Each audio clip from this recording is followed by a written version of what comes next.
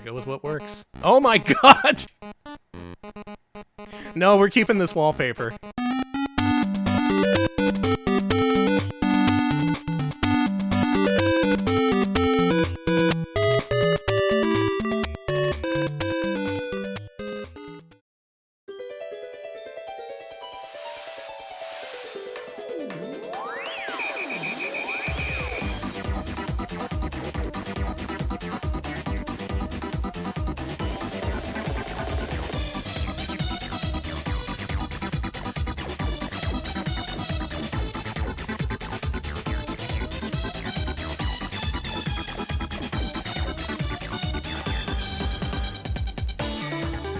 Live from Austin, Texas, with some games that you won't find under the Christmas tree. It's Retro Pals with Danny and Alex. Hello, Alex. Hello, Danny. I hope we don't find some of these under the Christmas tree. Yep, some of these games just didn't come out. The Sexual Adventures of Santa Claus, The Sexual Adventures of the Grinch, part of a big series, a big multiverse that they were planning for Game Boy and just didn't come to fruition. Hi, folks. It's Retro Pals, and as usual, we were discussing the sexual Grinch before the stream. That is true, we were actually. As many of us are. It is Grinch season, and you know what that means. Yep. Yep. He's around. He's around, and he's sexy, I guess. I don't know. He's round and in town. That's what they're saying about the Grinch. Hi, folks. It's Retro Pals, ready for another normal stream featuring fake games. These games are faker than usual in that they never came out to retail stores. They were developed, sometimes fully finished, and then just never released for whatever reason. People put tons of hours into it, and then at the end we're just like, eh. Actually, that's probably more like CEOs making that decision. Hi, we're here. Hi. We're over here. I want to get into this. We have something like 80 games tonight, so we should probably get started quite soon. Alex, why don't you thank some folks? I want to thank Conky Donk for the bits. I'll release the rest of these bits later if you all behave. We won't. Well, behave. Behave. Time to say goodbye to those bits. Thank you, though. Thank you to Navjack, Speed Frazier, and Lolo de Puzzlo for the many, many horses, along with Conky Dong. Thank you. Thank you all for the horses. Giddy up, Jingle Horse. Pick up your feet. They were all over our stream earlier. Jingle Horses were going crazy. Yeah, it's crazy. It's Jingle Horse season. And shit, Kimbertian, thank you for gifting 5 subs to the community. Oh my goodness, Cambertian, thank you so much. So much. Got a gift sub. Enjoy your emotes. And fast. thank you. I appreciate it. Yeah, look at all those bits in our activity feed. And Ian Oblivion, thank you for the bits as well. People pitching in to see those weird horses in the chat. The one addition Twitch has made in the last 10 years of service that people have actually caught on to and been like, yeah, we like this. We like horses. Thank you, Melodic Reverb, as well for the 10-month resub. Is the Grink here? Yeah. He sure is. He sure is. Thank you for the 10 months. Thank you, Kirby Terrori, for the 65-month resub. Thank you so much. Thank you, Kirby. Welcome to Unreleased Fake Games, and thank you. And Johnny Ridden, thank you for the 100 bits Cheops boat. Yeah, we were so close to the Cheops boat on Monday. So close. So close. Thank you for the bits. And White Taxi, thank you for the... Does that say 69 months? It does. Nice. Nice. Nice, White Taxi. Thank you so much for the continued support. Hell yeah. Wow. Oh, man. Game Boy. Game Boy Color. Oh my God, here come the horses. Well, Jesus Polo Cat Christ. fan, thank you for the bits. We're all being trampled by horses. If you're not watching this live on Twitch, whenever someone engages in the combo feature, little horse gifs show up all over the screen. They start trotting back and forth. Sometimes they're in the chat window itself. They make a noise. It's welcome to reindeer season, folks. And welcome to Hype Train Level 3, based on just nothing but horses. Just all these horses. Gotta love horses. You gotta love them. Yeah, just imagine horses trampling us if you're watching the VOD. Okay, so 'tis the season for unreleased video games. I've decided. We took a poll to our patrons. I asked them, what do you want to see for next week's stream? You want to see unreleased arcade games or unreleased portable console games? And this is how people voted. They were like, portable, please? Neck and neck all over the weekend, and then portable games pulled out ahead for a shocking finish over arcade games. Good work, everyone. Thank you all for voting. Word. So this is another stream I'm going into without very much previous insight. The arcade game Unreleased stream would be pretty easy for me to put together because I'm already familiar with this stuff. But this one took a lot of doing. This one took a lot to piece together all these games. I do enjoy these streams because they allow me to, research stuff for myself, broaden my horizons a little bit, get a little bit of better perspective on the gaming industry at large, especially in the 90s. So I was happy to do this. I was happy to put it together. And I hope you'll be happy to enjoy this. Enjoy and consume and drink and be merry on Yes. RetroPals. Drink, be merry, get trampled by horses. Thank you, Magnificent Scoops, for the horse bits. Thank you, Hrust, for the bits as well, and Conky Dong for the bits. Yeah, Pals got run over by a bit horse. We got the hell ran over for us. We sure did. Okay, the Game Boy. A monochrome system released by Nintendo in, 1989 or something? Something like that. This was quite popular. A lot of different games released for it, along with its competitor, the Mega Duck, who we all know and love. Oh, we love the Mega Duck in this house. But over here in the States, the Mega Duck wasn't as popular as it should have been. Danny, what's the Grinch piss drink? I was trying to tell you about that before the stream, but Yeah. you're just going to have to piece that together through context. Okay, that's fine. Everyone Google... Actually, don't Google that. No, don't Google that. The Game Boy, being an especially mainstream and popular system among kids, had a whole bunch of games based on licensed properties, based on things that were popular at the time, TV shows, cartoons, toys, and so on, making this stream somewhat relevant to Christmas at least. At the time of recording, it's December 10th. We are now in maximum Christmas mode, and I'm ready for some maximum unreleased games. Let's go. We're going to go through these very quickly, because often these games, there's not much to say about them. You get the impression pretty quickly. And some of them were just barely even started. Some of these games are in a full completed state. Some of them were barely even started. Some were proof of concept. So we're just going to run through these so quick. I asked Alex not to update the title in the upper right. Hooray, less work for Alex. So if anyone asks for the name of these games, feel free to tell them. Oh, yeah, I'll have the names up I'm just going to work through these in alphabetical order. Suikapon. Thank you. Thank you for the 8 months. 8 months. I hope you had fun with Shantae yesterday. Or was that earlier? I lose track of time. It looked fun, though. Thank you for the 8 months. Let's get her started in a big way. Baby's Day Out. Now, you may recall there were unreleased versions for Super Nintendo and Sega Genesis that were released many years before. They got scene groups in on this. Cartridge copiers got a hold of this game and released the Genesis version. But did you know there was a Game Boy edition?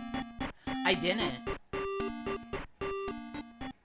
The funny thing with these games based on licensed properties, they often see dollar signs in their eyes, and they're like, we can make quintuple the dollars if we release them on quintuple the platforms. So why not a Game Boy version of Baby's Day Out? The movie that's an adaptation of, those old cartoons where babies are on construction sites and a dog or something has to protect them.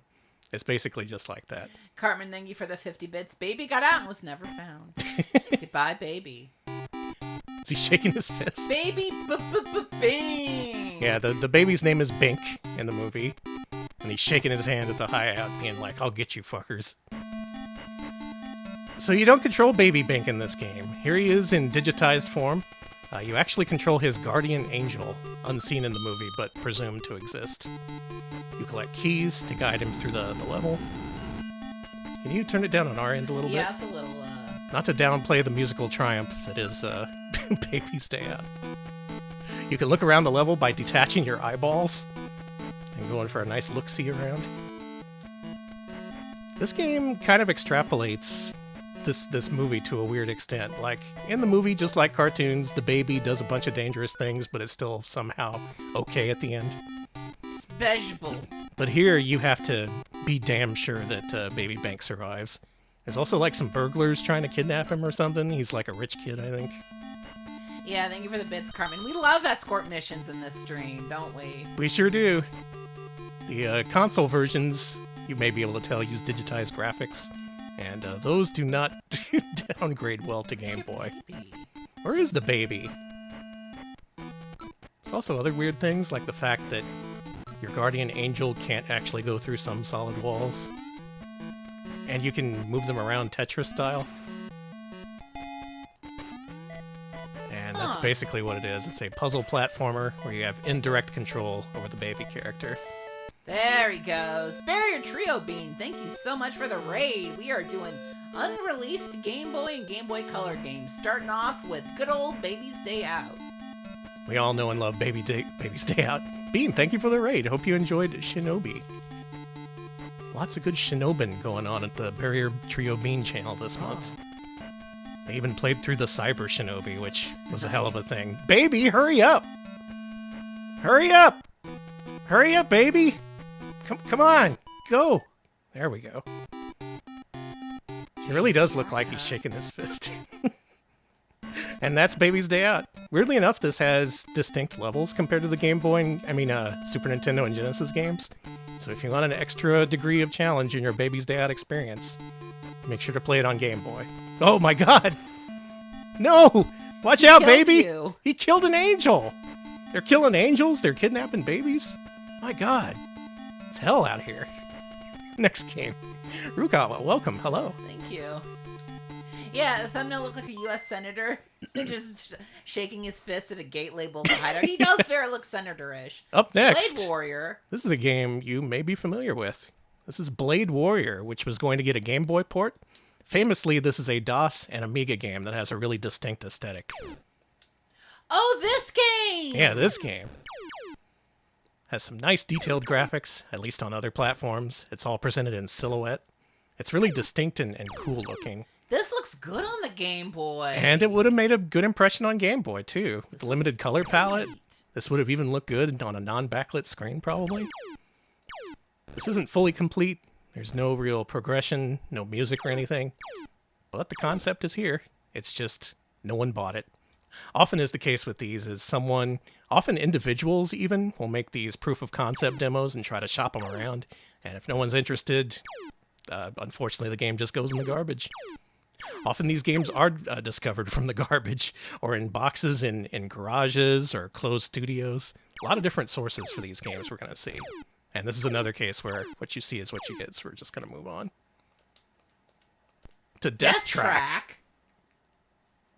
Here we have Argonaut. An appearance from Argonaut Software, just a year before they developed and released Star Fox for Nintendo on Super Nintendo. Now these guys did a lot of work with making 3D engines work here on Game Boy. They released a Game Boy game called X, but that was only released in Japan. That was a Battlezone style game that used a lot of wireframe graphics. And I think this one is similar. Let's start this up. Danny, that reflection in the intro was sick. It was. I only have one Game Boy, guys. Sorry. And my name is...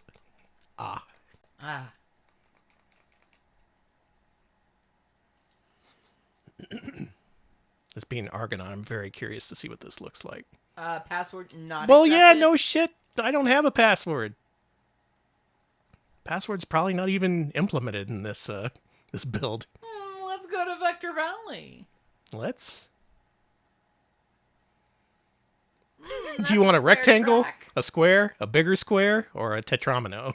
Speed Fraser, thank you for the bits. Thank you for the bits. Hearing that about the last Game Boy game makes me feel glad that nowadays the dev can take their proof of concept to a full game on their own if they really want to. Pretty much, yeah. yeah. It's nice. Some things are better, some things are worse, but yeah, in terms of indie development especially, things are better nowadays. I don't need any of this. I guess they were going to do upgrades a la Super Off-Road. Yeah, let's play this game. The people race to their cars before starting the race. And the game looks like this. Look at this. Huh. This is Game Boy. My car is basically just a cookie sheet, I guess, but that's okay. Yeah, we have a fully working 3D engine with these convincing curves. Look at that. Huh. Did see a few games like this on Game Boy, but not nearly enough. Not nearly enough developers were willing to put in the time to make something truly visually impressive when they could just make a Baby's Day Out. Thank you, Room Temperature, for the bits. If Nintendo had unreleased Virtual Boy games, that $100 case would tempt me. Yeah. Oh, yeah, for sure. Thank you for the bits, Magnificent Scoops. Relevant that Argonaut also did race driving for game. Okay. Oh, that's true. Yeah, okay. So I guess this technology didn't go entirely to waste. They did port race driving to the thing. But yeah, very early in development. Didn't get picked up. May have adapted it in the race driving. Who knows? Who can say? Cool that it was dumped in ROM form, though. All right, Diablo! folks. Did you know that Diablo almost came out for Game Boy? How? You may have seen the title and been like, "Oh, that's funny. It's titled like the Blizzard game." Haha. No, this is the Blizzard game. Someone got it into their heads to try and adapt Diablo to the Game Boy. And well, I don't know. This looks like Diablo to me. You go around slashing things. You can open up treasure chests. Maybe not now. Maybe in a later version if it ever got made. Oh, the walls are just suggestions here. Yeah, don't worry about it. Again, some of these prototypes are very early proof of concept, but just goes to show someone wanted Diablo on Game Boy. Funnily enough, it did eventually show up on PlayStation, which is almost as weird of a platform as the Game Boy for Diablo. But man, imagine playing Diablo on Game Boy. That would be sick. And if it was successful, imagine playing Diablo 2 on Game Boy. That would have been fantastic. As it is, though, not much to see here. Treasure chest. Oh, Oh, you can't do shit. yeah, I can't do shit. That sucks. I'm a mere suggestion of a warrior here. Diablo on Game Boy. Too bad it didn't get further, because holy shit, they had something here. Moving right along. Dr. Franken 3? 3? I didn't know there was a 2. There was, okay, Dr. Franken was multi-platform for ZX Spectrum and other systems. It was so successful on Game Boy when they ported it there, they made Dr. Franken 2 for Game Boy. And I guess that was successful too, because they planned for a Dr. Franken 3 in space! So you're no longer, well, actually, I guess you are still the Frankenstein's monster, but you have a spacesuit. 1735, all right.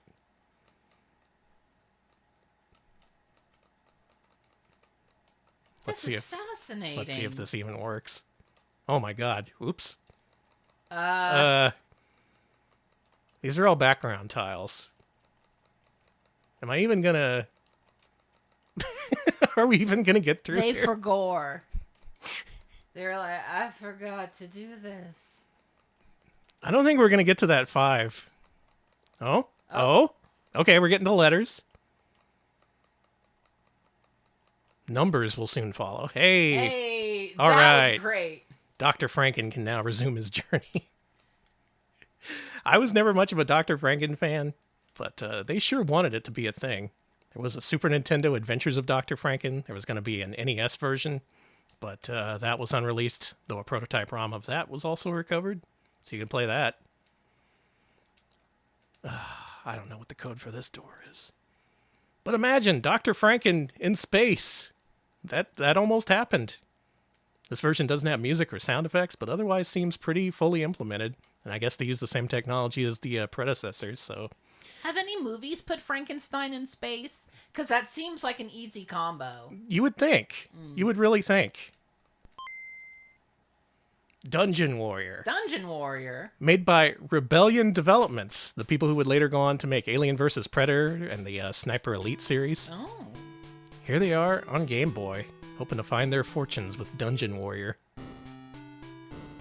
This one has music and sound. Oh, that's good. And it's a first-person dungeon crawler. You will? Okay. A Show blobber, me. if you will. Actually, I don't know if you control a blob in this game. I think you're just one dude. Yeah, similar to Dungeon Master. I guess that's what they wanted to do for this. I stepped on some sort of plate. Uh-huh. I bid you welcome, pilgrim. Thank you. I imagine that Frankenstein in space would be like Jason X. Yeah, pretty much. Just the monster going nuts. You need a key, Danny. Seems like it. Thou dost assume much, however.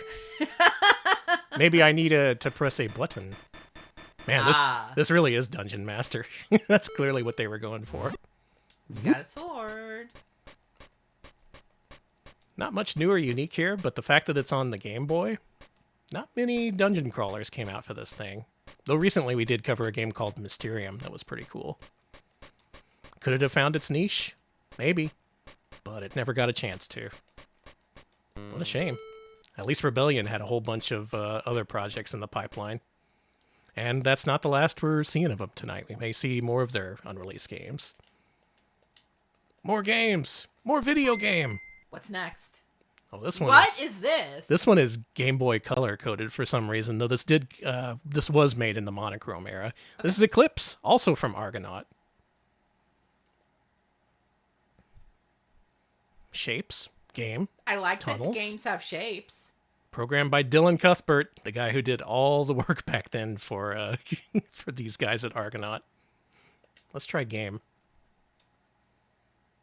Destroy 2 tanks. Okay. And this may look a little bit familiar, because this looks quite a bit similar to X, which I mentioned before that came out on Game Boy. Oh, yeah. This is more of a tech demo. Again, a proof of concept. They refined this, and then it later came out as X, which is a really good game, actually. This is more in the vein of Atari's Battlezone at this point. Apparently there's a tunnel segment as well. So here, this is a free-roaming 3D environment where you just shoot a bunch of shit. Is that a diskette? No, yes. Well, it exploded, so it looked like a Game Boy kind of. Yeah, it turned into a Game Boy at the end. There's the Earth! Wow, it's spinning really fast. Well, we all died, so that's fine. I have been feeling really dizzy lately. Let's see the tunnels portion. And the interesting part is a lot of these games, including the previous Argonaut game, had options for 2 players. So you could link up your Game Boy for these boundary-pushing 3D video games. Tunnel 1, Tunnel 2, Tunnel 3, 6, 7, 8, 9, 10, Tunnel, Tunnel K, Tunnel, Tunnel, Tunnel, Tunnel, Tunnel, Tunnel, Tunnel, Tunnel, Tunnel, Tunnel, Tunnel, Tunnel, Tunnel, Tunnel, Tunnel, Tunnel, oh boy, this one. Oh, it didn't like that. Hang on, I should pick a tunnel that actually exists. You should pick a regular tunnel. I love these in development games where they don't have protections that keep you from accessing levels that don't exist. Let's just go with Tunnel 1. Oh. And Danny, what the fuck? Here we seem to be controlling some kind of car, or can we get off the ground here? Maybe. Okay, yeah, we're flying. These guys at Argonaut, they were on some shits back then. They were cooking. Considering how good Star Fox was, it makes sense that they would have a lot of previous projects that didn't get off the ground that were similar.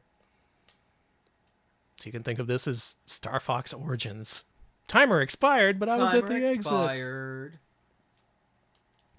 Move right along. Man, this is a breakneck speed version of Retro Pals. Usually we spend a couple of minutes with each game, but here there's not much need, especially with this game. Which we have definitely played before. I can't believe this game is showing up again. Again! Last time I swore we would never see this game ever again on stream, and yet here it is. Ed the Duck, an unreleased variation on Radical Rex, aka Baby T-Rex, aka Bampsy, aka We're Back, a Dinosaur Story. Fuck! Thank you, Cinco Play, for the 100 tunnel bits. Thank you for the tunnel bits. Like all the other versions, it's the exact same game, it just has a different licensed character. As often as it was, you could make a platformer and then just copy and paste another character into it, and it would be a new game. The Bamsey game was Germany exclusive. I think this one was due for release in Sweden or something. It said BBC, so the UK. Okay, maybe this was a UK version, yeah. Have I played enough of it? Can I move on yet? We've given so much of our lives. Congratulations, Ed the Duck, for your 15th stream appearance on Retro Pals. I don't think I've ever seen that idle animation before. That's new. All you Ed the Duck fans, make sure to play this. And all you We're Back fans, sorry, you don't exist. There's 3 of them. What about Eddie's Puzzle Time? Who's Eddie? Now, if you look at this closely, you may be able to tell that this game shares an artist with another famous game that was actually released. It looks familiar, and it's driving me nuts. Is this Alfred Chicken? Yep, this is from the artist behind Alfred Chicken. I knew it!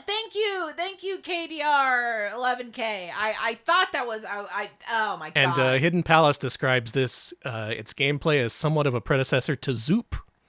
So the artist of Alfred Chicken teamed up with Viacom New Media to make this puzzle game, which was ultimately unreleased. Oh, that cheese. Cute. That cheese is so Alfred Chicken. That's Eddie is so cute. And here's how you play the game. There you go. That's it. You slide the boxes into other boxes, they explode. At some point, we'll add music and sound effects if this gets made. Yeah, yeah. And it wasn't. Still, I do appreciate Eddie. Eddie's a unicorn with a craving for puzzles, and his craving ultimately went unsatisfied. Well, that sucks. He's gonna attack us now. Yeah, he's gonna be forced to feed on humans instead of puzzles. You recall that this eventually became Zoop. I could see that. Mm-hmm. Oh, by the way, a lot of this information and the ROMs themselves were obtained from a site called hiddenpalace.org, who is dedicated to tracking down and preserving these games themselves. They often have the dumping material and hardware on hand. They accept donations from people with unreleased and prototype games. So if you have that kind of stuff available and you want to see it available in ROM format, go ahead and contact them. That's how this stuff gets saved. Otherwise, it just rots in a box and is never seen again. Oh, this game is too big-brained for me. I think I screwed it up. You fucked up. Sorry, Mikey. Jimmy? Eddie. Sorry, Eddie. Your puzzle time was a good one. I appreciate it. Thanks, Jimmy. This is very much in the vein of Alfred Chicken. Looks like Alfred Chicken has pecked some holes into this UI. He was hungry. Yeah, true. What do we got next? Global Gladiators? Are you kidding me? We have a few builds here. I think one of these at least works. We got music. We got the McDonald's logo. Famously on Super Nintendo and Genesis back in the day. Developed by people who would later become Shiny Entertainment, makers of Earthworm Jim and Aladdin on Genesis. One of their first games was this one. Global Gladiators. A game where you're a couple of kids who love McDonald's and you get sucked into a comic book or something and you have to clean up the environment. Seems pretty far along, if not entirely complete. The gameplay's here, there's music, there's sound effects, there's levels.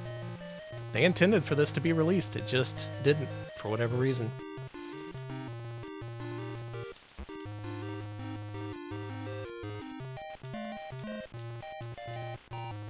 What are you shooting?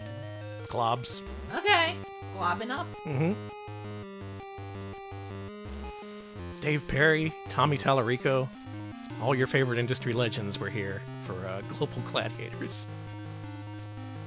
I don't know, this could have worked on Game Boy. I've definitely played worse. Seems pretty complete. I guess just the market wasn't there for this sort of game on Game Boy. Or more likely, the console versions disappointed at retail and they didn't feel the need to release Game Boy versions. There's all kinds of business-related decisions that fucked with these games and led them to be unreleased.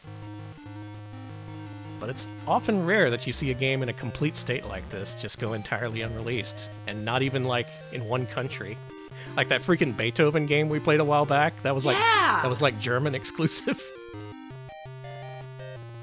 Room temperature. Thank you for the bits. Thank you for the bits. Global Gladiators cause more environmental home than all the McDLTs. It's true.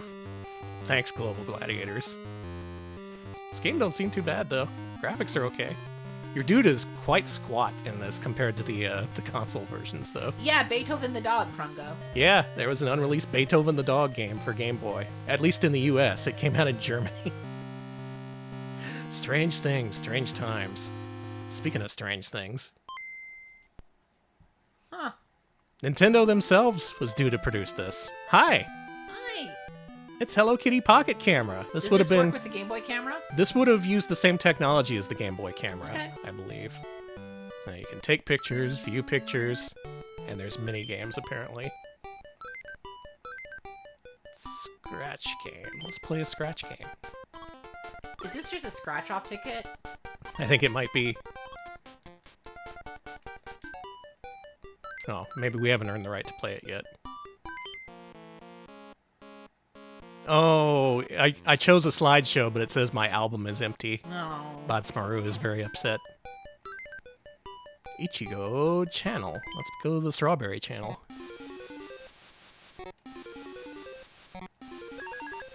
Man, TV sucks. Oh, you need kitty coins to watch the channel. No! I don't have kitty coins. I think all of these require you to take at least one picture, but unfortunately, with the way the game is emulated, you can't really do that. But they are here. You do have options for these. Would have been neat to see this, but as it is, we did get the Game Boy camera, so that's nice.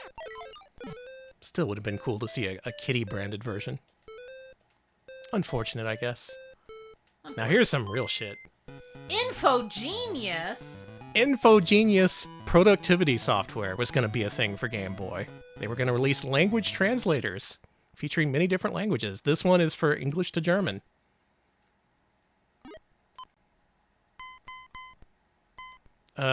We could probably use emergencies. Illness, yeah. Can you get me a doctor? Können Sie bitte einen Arzt rufen? I don't want a dog, I want a doctor. Anyone speak German? Would that have gotten me a doctor, or would that got me a dog? Where's the nearest hospital? Where's the nearest doctor? Dentist. Optician. I'm in pain. Ich hab Schmerzen. Honestly saying. Ich hab Schmerzen. I'm watching Retro Pals. I'm not feeling well. I'm a hemophiliac. Ich bin Bluter. Oh, that's a good one. That's what I need to actually know, yeah. Speed Fraser, thank you for the bits. Yeah, it is surprising that productivity software wasn't bigger on the GBA, considering how, like, yeah. This is a handy one. All right, chat, you're gonna need this bad boy. Can I just show the Game Boy to my doctor, being like, I don't want to have to read this out. You see what it says, right? I'm deaf. Okay. I'm diabetic. I'm pregnant. Ich bin schwanger. Ich bin schwanger. Yeah, I am. No, I'm fine. I'm not an egg. Wait, yeah! Ich habe Durchfall. Ich habe Durchfall. Awesome. So yeah, the Game Boy being a portable system, of course it would make sense to have productivity software. But that wasn't so much a thing back then. That only became a thing on the Game Boy Color, weirdly enough. And we'll get into that in just a little bit, because this is not the last productivity software we've seen. Please call the police. Where's the police station? It all comes back to German health on this channel. Thank you, Celtape, for the 50 bits. Yep. It all comes back. Lost. I'm lost. Ich hab mich verjagt. We got diarrhea. I'm lost. I've got diarrhea. I need my heart medication. We got problems. Well, if you have problems in Japan, they're also here to help, because there was going to be a Japanese version too. This would have been really nice to have. Okay. Isha yonde moremasu ka. Hospital. All right, you know what we got to look up.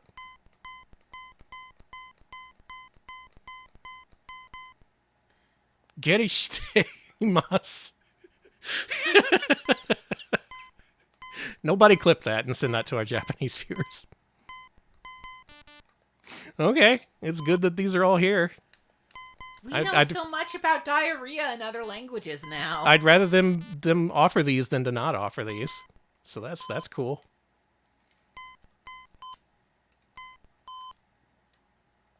Oh ho ho! Konya watashi to isho ni dekimasen ka? Doraibu ni ikimashou. Tabako wa ikaga desu ka? Damn. All right, these are all you need to interact with people. Ask them for cigarettes or ask if they want to go out for a drive. Cool. That's neat. Especially so early in the Game Boy's lifespan. I'm glad that they planned on that. Oh, what could have been. How about Jetpack Man? Jetpack Man. Now this one actually has a later version that we're going to see in just a little bit, but there he is. He looks good. He's the Jetpack Man. There's a skull in his helmet. Ooh. Is he dead?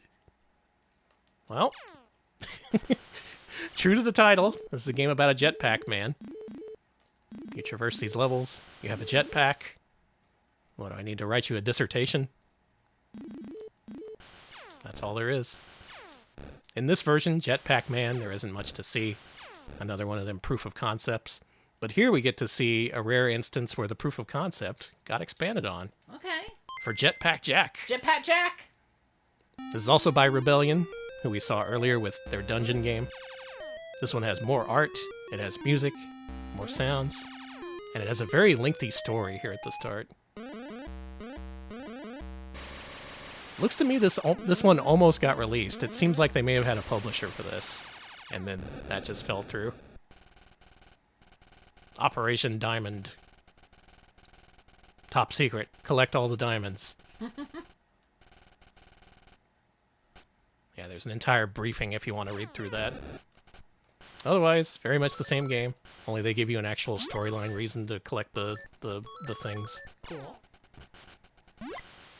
This could have done well on Game Boy, alongside things like Nail and Scale and freaking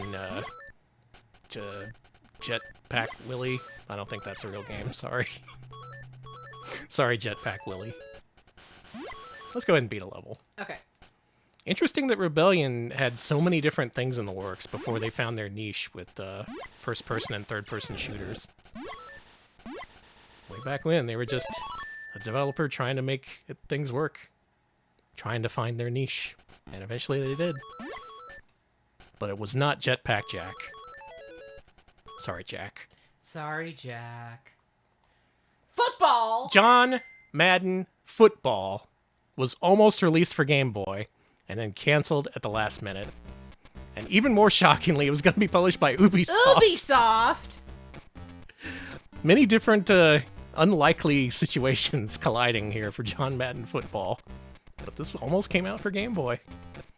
Game mode regular. Give me some regular football. Give me some Dallas Cowboys versus who cares. Regular football for me, please. Alex, heads or tails? Tails.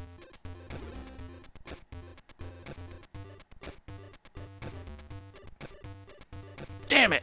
I fucked up. I fuck up. We basically lost the game at this point. Dallas will kick off. Fuck Dallas. Oh, they got some bloopy music for this. And John Madden on Game Boy, looking an awful lot like Tecmo Bowl. Yeah, actually. John Madden on consoles, of course, had a more vertically oriented presentation. Here on Game Boy, I guess they needed to mess things up a little bit. Yeah, give me a nice wide zone. Yeah. Think about it. You could have been playing John Madden on your Game Boy.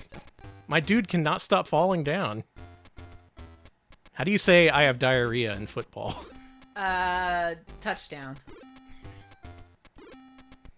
Why do you think they're all running to the end field? They're running to the bathroom. That's true. Yeah, Coach, I got the grumble guts. Listen, I think that if football players all had diarrhea, they'd play better. They'd be running faster. Did you hear about the gator load thing? Oh, when they accidentally ate all that gator load? Yeah, when the Chicago Bulls drank gator loads, the carb-loaded Gatorade instead of actual Gatorade. That does not make you play well, apparently. It makes you feel full and groggy if you're not those guys ate the equivalent of 40 potatoes before going out on the court that day. Well, you know, I've played worse football games. And John Madden on Game Boy would not have been surprised, considering that later entries came on Game Boy Color. The guy who got penalized for doing a football end zone celebration where he fake pooped out a football. That sounds right. Vinny, that sounds like something that's happened. More like the No Fun League. Can't even poop out a fake football on the field anymore. Unbelievable. Ubisoft, I think they were onto something. It's just, for whatever reason, this never came out to market. Looks okay to me. Yeah, it does. I'm no professional footballer, though. Speaking of football, how about Kickoff 3? Ooh. AKA Super Kickoff. This is the other footy. Yeah, looks good. This one doesn't look as good as John Madden Football, if I'm being frank, even though it's a different sport. Also, it says kick of instead of kick off. Another proof of concept style game where you just have the basic field. And publishers looked at this and they were like, we can't publish this, come on. It can't even show all the characters on the field at once. They just kind of phase into existence. I'm this guy trying to catch the ball and failing. The ball just does whatever it wants. Whee! Throw eye. Okay. No, don't throw me. We're all going to the end zone. Why are we all...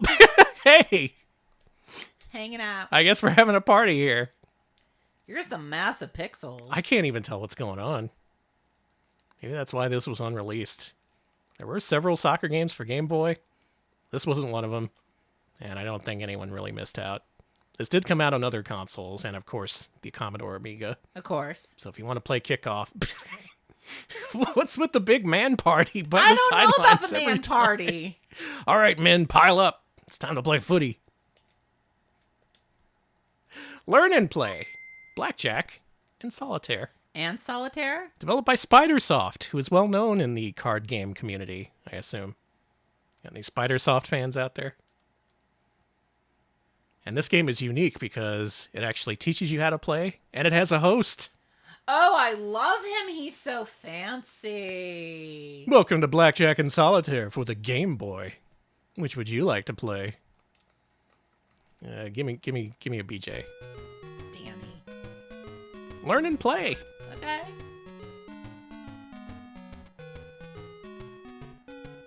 Oh goodness, we can be sir or madam. Fancy. You are ready to play blackjack now, madam.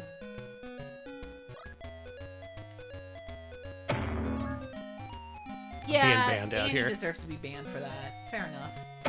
Look, I'm gonna bet all my money on this hand of blackjack. Okay. Actually, they only let you bet up to 10.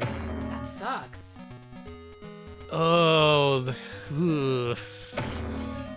we're gonna risk it. We're gonna risk the dealer not having a face card and getting an instant 21. Otherwise, this is a pretty good hand. I was gonna say, this is nice. Busted. You win. The illegal gambling ring got busted. Lots of card games available on Game Boy and Game Gear and other portables. Jeez, I can't stop winning. You won. Hell yeah. Maybe I should be a professional blackjack player. No. Let's head out to Vegas, Alex. Danny, no. Well. All right, let's play Momoryo Zosan. Okay, yes. Film Australia? This is based on some licensed property? Johnson and Friends? Okay. Weirdly enough, this is an unreleased Japanese game. There was no American equivalent, or in any other country. And this one looks pretty complete to me. Okay, Frappe knows Johnson and Friends. What is Johnson and Friends? Yeah, what is it?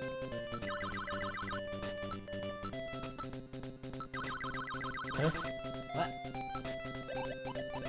Oh. Tamaya, thank you for the 4-month resub. Hey, Tamaya, thank you for the sub. Thank you. Prime sub, much appreciated. It's asking me to pick out boxes. I have 5 left. Maybe something exciting will happen after I pick another 4. Let's see. Johnson and Friends is a show about toys and also a hot water bottle, and they are all people in costumes in a set that looks like a giant bedroom. It rules. Whoa, There's also an cool. accordion. Okay. So there was going to be a Japanese game based on an Australian kids show. Well, if I recall, in the 80s, late 80s, early 90s, there was a big Australia culture boom in Japan. Like, a lot of Australian stuff was really popular, like koalas and stuff like that. Oh, do we have to match them or something? It would make sense that this is a game for little kids.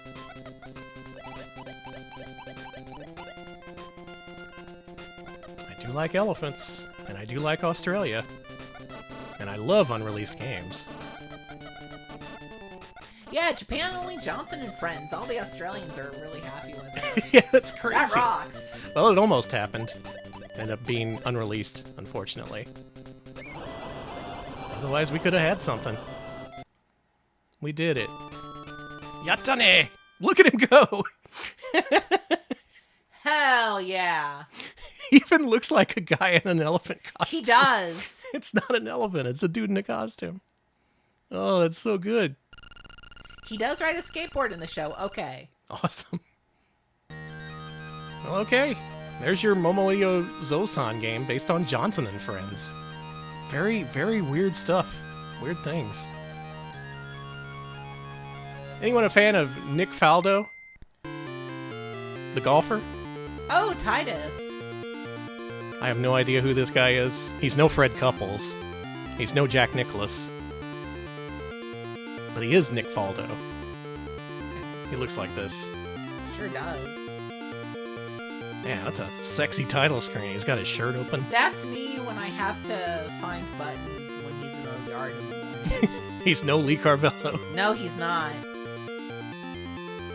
Oh, a golf game by Titus, you say? Why didn't this one come out? I bet it's good. I bet it's, Yeah? yeah.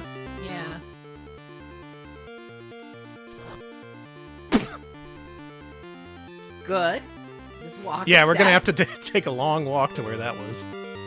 Okay, so you hold the button to charge the power instead of tapping. Oh, that wasn't a good hit at all. Better than the last one, though. No shortage of golf, either on Game Boy or other platforms. I guess they didn't feel like they could compete with whatever was out there. Music's crazy in this. That's a good hit. I love this interstitial screen where it shows. First of all, that's a good-looking tree. Perfect tree. Don't fix it. Second of all, I don't know if we can play from here. Oh, we can, and we hit the very next tree. Let's walk on over. Okay. Oh, here we go. Oh. Overshot it. Oh. Let's take a walk. Let's get it on the green. We gotta get this shit on the green at least.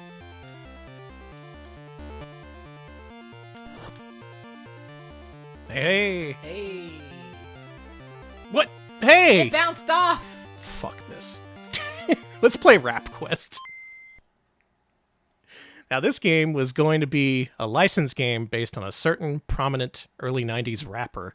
And I guess that fell through at some point because they replaced him with Cool Q, who is not a real rapper as far as I know. Wait, who is a real rapper they were going to use? Well, let's see if you can guess based on the gameplay here.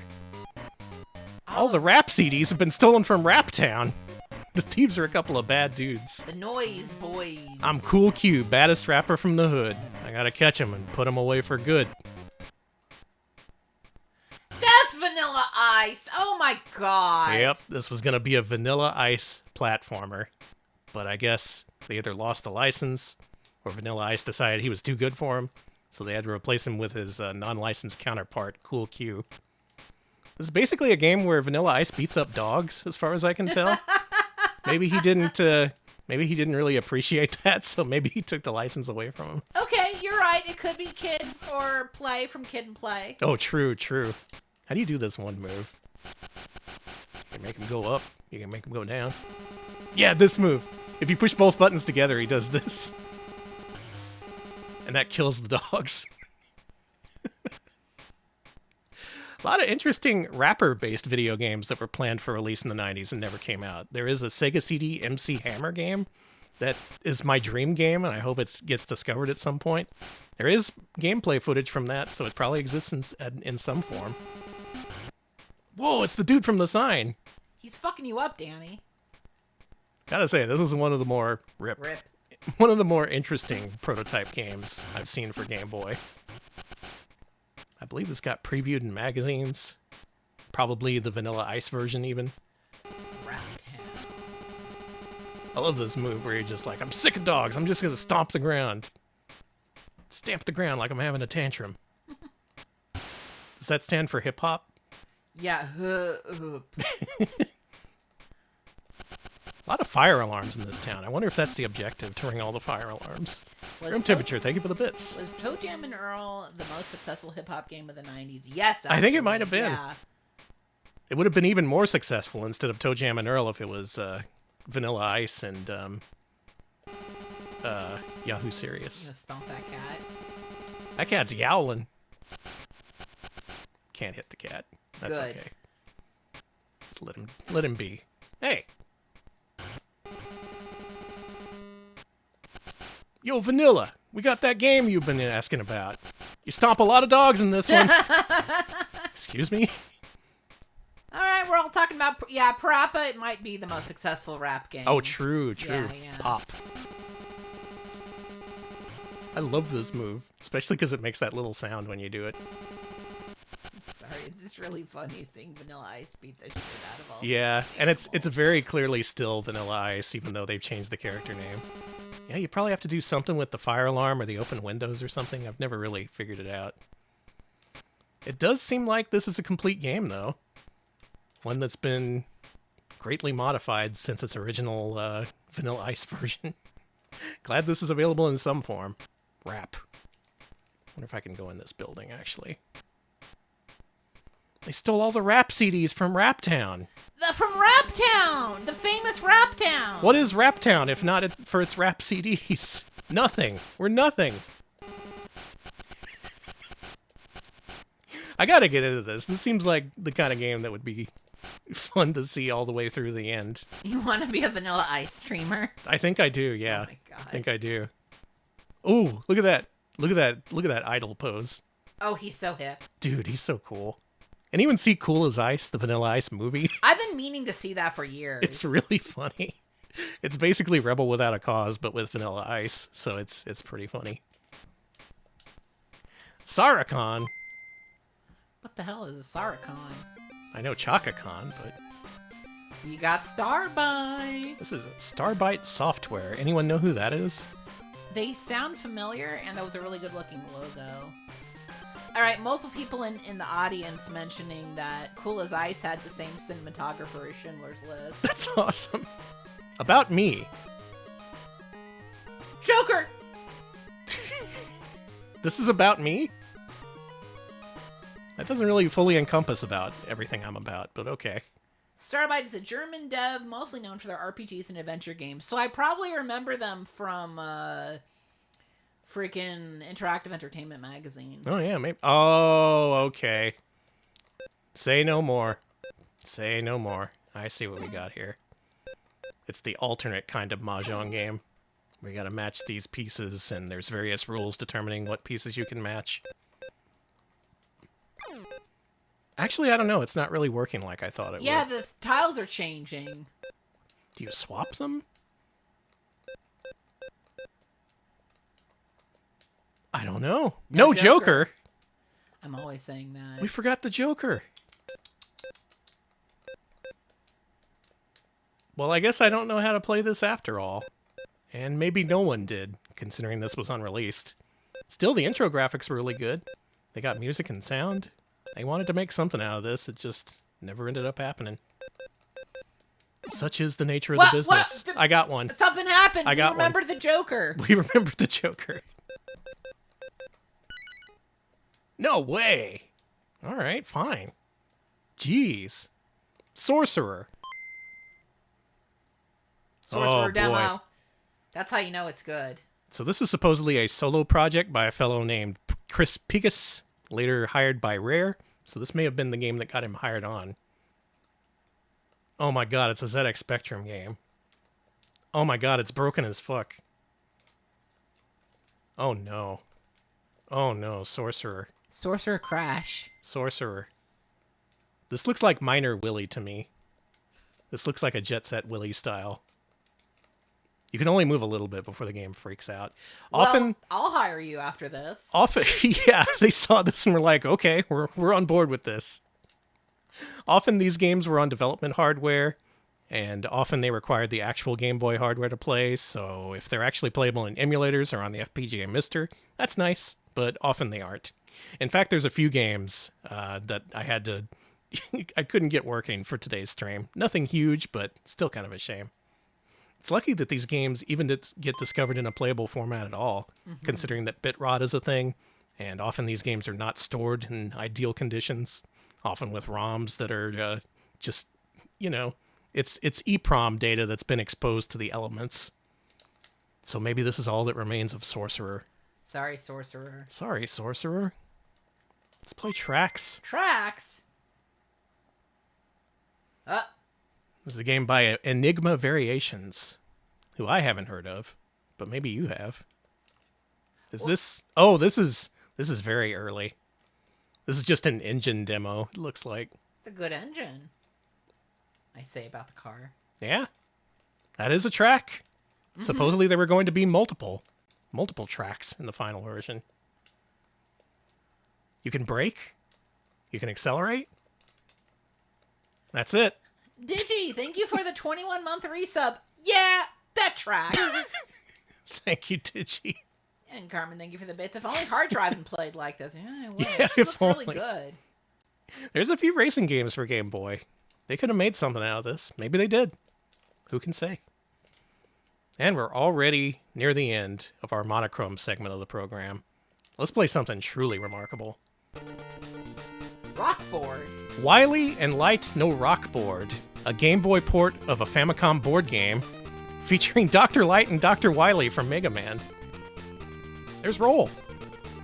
There she is. Now, there's a Famicom one that did get released, and I think that's was even translated into English, so you can play that if you want. There's Dr. Cossack from Mega Man 4. Oh, that guy. Dr. Wily. Thank you, Carmen, for the bits. There's I love Gutsman that guy. and his famous ass. He does have a famous ass. By the way, the subtitle for this game is That's Paradise in English. There's Alex. That is me. They That's put Alex exactly in the what game. I look like. Little freak boy. Hey, Rockman. Now, we're not going to play it on this stream, but there's also an unreleased Game Boy version of Gargoyle's Quest 2 that was slated to come out in the States, but didn't. Ultimately, that was exclusive to the NES, though I think the Game Boy Red Armor 2 was released in Japan.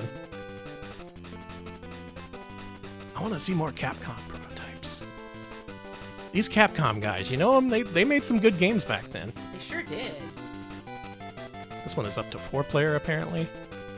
Or Light and Roll and Kadinka? Oh, that's Dr. Cossack's daughter. That's right. Oh. Anyway, it's a board game. Never played much of this one, Me either. but I'm glad that they did make a Mega Man board game. Mega Man was all over the place for a while. Board games, Mega Man Soccer, Super Adventure Rockman for Sega Saturn's a good one. Anyone play that? That's an FMV game with Mega Man.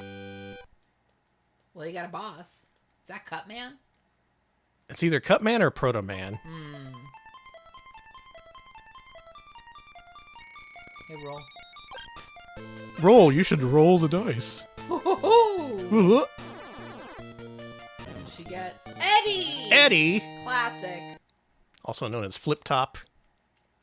He'll bail you out sometimes. Most often, he'll just give you like a small energy capsule, and it's like, thanks, asshole.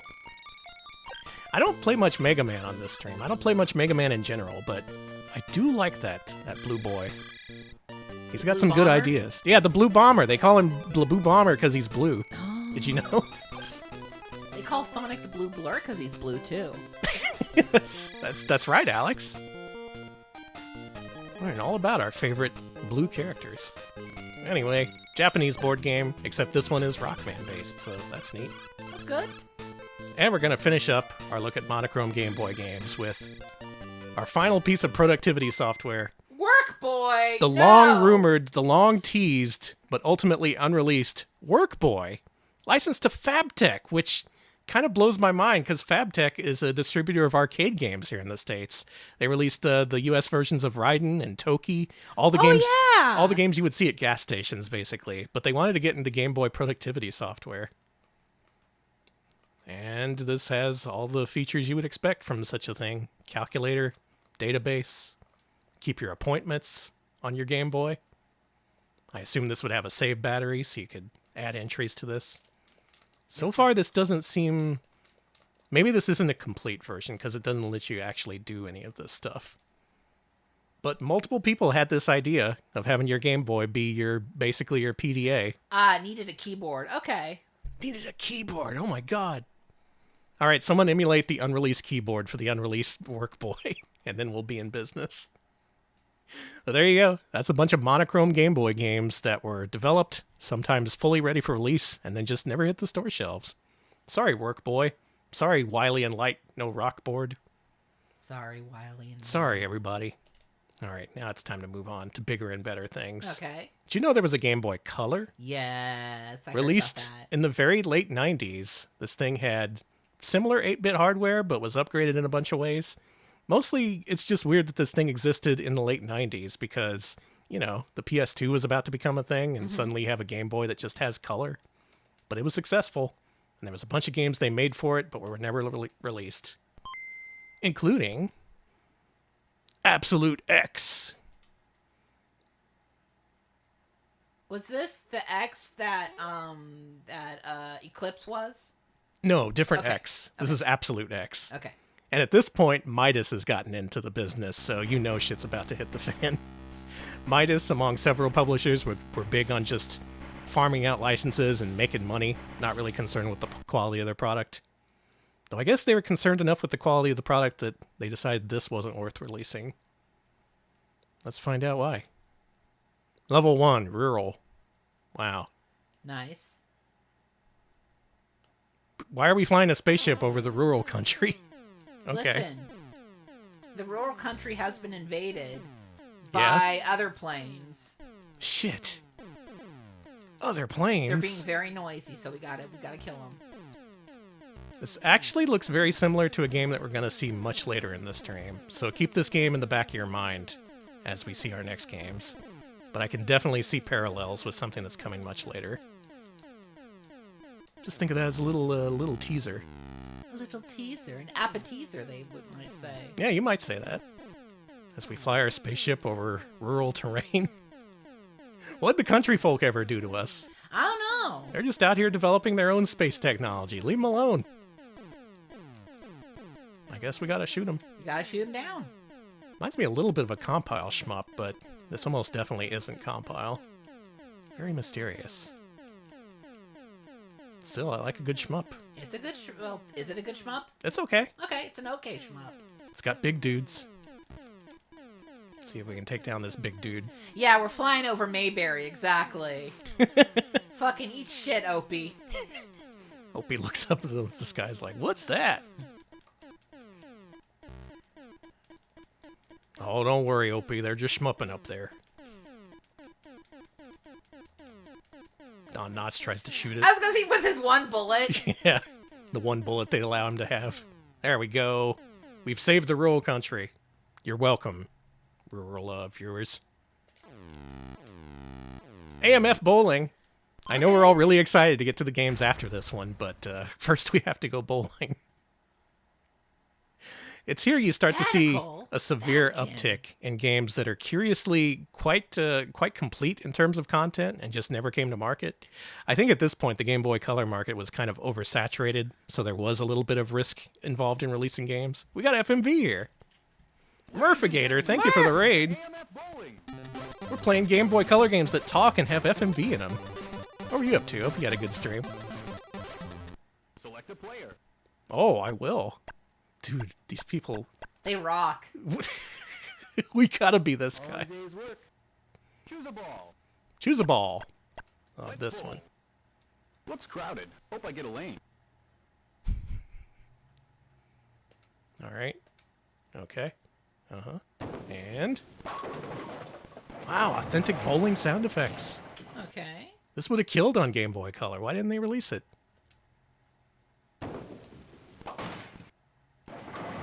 That was a really bad frame. Yeah, it wasn't that good. What if I hit a gutter ball? Did they say anything funny? But I curved it to the right, though. Do they not allow you to get gutter balls in this? I don't think they do. Damn. That's a huge disappointment. You know what's not a huge disappointment, though? Oh, there's your gutter ball. What's not a disappointment is the Austin Powers film franchise. Oh, yeah. It's time for Austin Powers Episode 3. I believe this one is called... This would have been called, Yeah, Baby, Yeah. Oh, this was Yeah, Baby, Yeah. Yeah. Now, you may be thinking, Danny, they released these. Come on. This is productivity software that actually did get released. And yeah, there was productivity software for Game Boy Color based on Austin Powers and Dr. Evil. There were 2 distinct releases. There were going to be 4. There was going to be 4 different cartridges that offered Austin Powers productivity software. Here you see a fake OS boot up with lots of funny jokes. It's very shagadelic. SD-RAM, oh, behave. Fab DOS. Now, the difference between these, they offered much the same productivity software as you would expect from a lot of stuff. Address books, phone numbers, things like that. You could be a fembot in this. Sorry. My name is B, and I'm a fembot.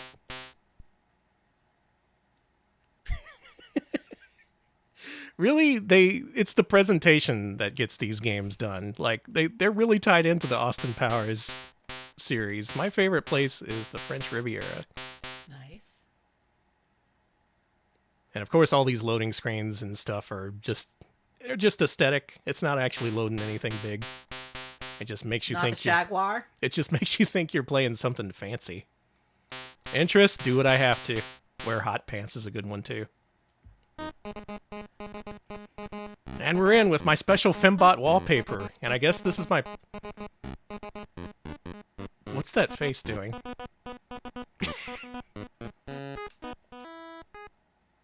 Oh, this is our screensaver. It's Felicity Shagwell. It screamed. It's fine. So, this has groovy stuff, which allows you to customize the colors of your things. Let's go with Powers Pink. That's nice. I'll customize your cursor. This one. That's a good one. Boy, the music's going crazy.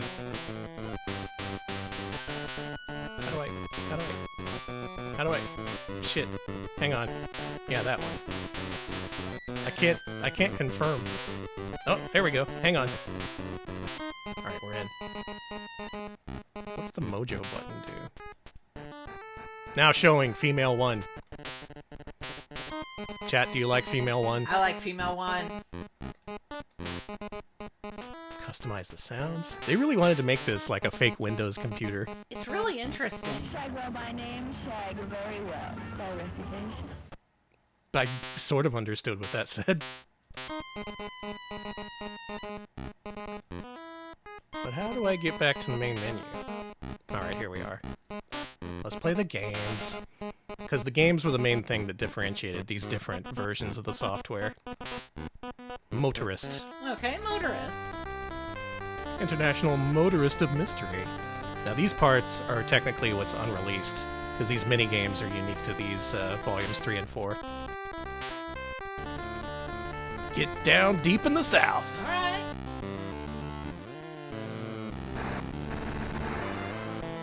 Great. Out of energy. Good. That's great. That's great, Austin. Ooh, the steak place. Don't crash into the steak place. Okay. I remember the released version of the Dr. Evil productivity software had a trial-style minigame where he and Mini-Me would go on a little bike and do stunts. This is worse than that. I mean, it's something, but... Man, we are in the Deep South. They got oil wells, they got plantations, cactus, world's biggest disco Dallas, ball. look! Cool. Home of the Cowboys. We found Dallas. Finally, something for us Texans. Here's the state line. We can't cross it. I think this is shaped like Texas. See, we're in the Northeast now. Oh, yeah. This might be the Rio Grande.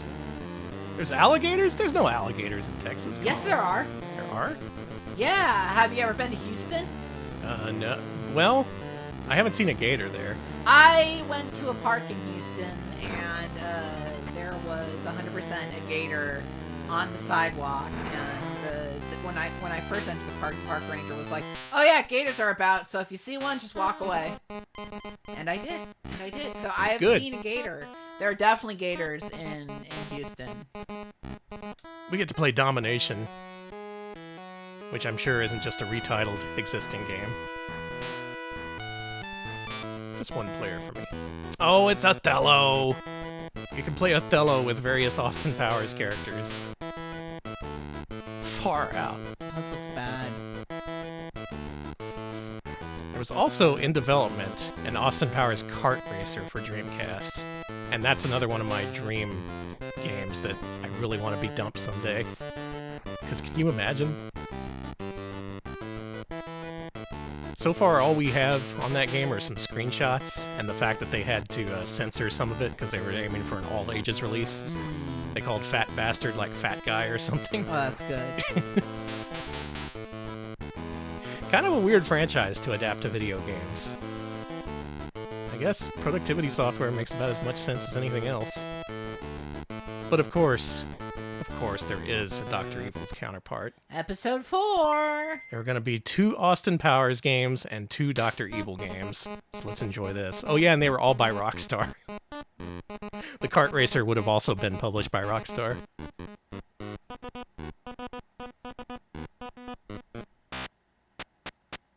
I like that it's Evil DOS. That's what I use. All the jokes are reskinned to be about Dr. Evil. Game Boy CPU at 8 gigahertz. Jesus. That thing was more powerful than I thought. Platinum Tulip, I 100% remember when the Austin Powers talking toys, some would be like dirty and some wouldn't, and all the dirty ones were in the kids section. I mostly remember that because I remember a news station, like, soft report about it, and they were like, they found it at Austin Powers and said, "Do I make you horny, baby? Do I?" in the kids aisle, and then she just kept pressing it, and the end of the report was just Austin Powers in the tinny voice saying, "Do I make you horny, baby? Do I?" The text just said, "I'll have your balls for breakfast, Denny style." Excuse me. Did Denny sign off on this? Did they have fried balls as part of their Austin Powers promotion? Henchman, henchwoman, and assassin. Oh, I see. 3 genders. I'm an assassin. Look at that, it's a little mini-me. My role model is James Bond. Remember Mini-Me, which was just Dr. Evil, but a little guy? Yeah. Not a lot of work went into some of the jokes in those movies. I use a Luger. Really? Classic style. Gotta go with what works. Oh my god! No, we're keeping this wallpaper. This wallpaper is perfect. We don't need to change that. Danny, I'm losing my mind. There was gonna be 4 of these! Why? I like Fat Bastard in the corner. Yeah. And just like the other one, you can customize your layout. You can do all these various things, but we gotta see the minigames. Oh, this one just has Domination 2. Okay, well, Volume 3 and 4 would have just shared the same game. No audio, I like that. This is our screensaver.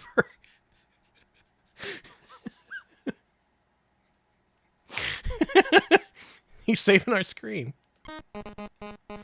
Well, let's see what this is. Thrust. Thrust, you say? Thrust the 2 of us. Okay.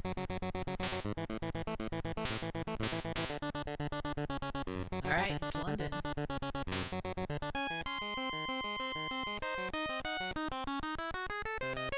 Okay, you got a backpack, you got a jetpack, you have a full range of motion, I see.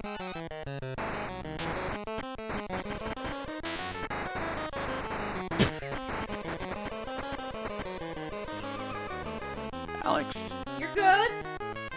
I don't know if I mentioned that these minigames aren't especially good.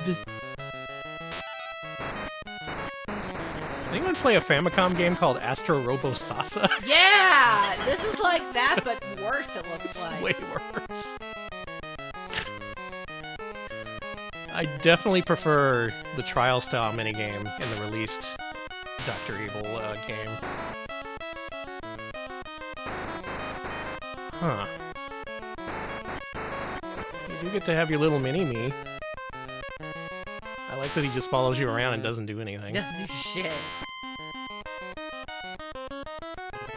You got a gem. Dr. Evil loves his gem rolls.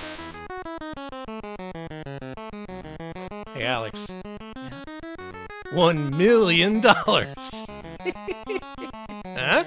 That's good. That's good. Right?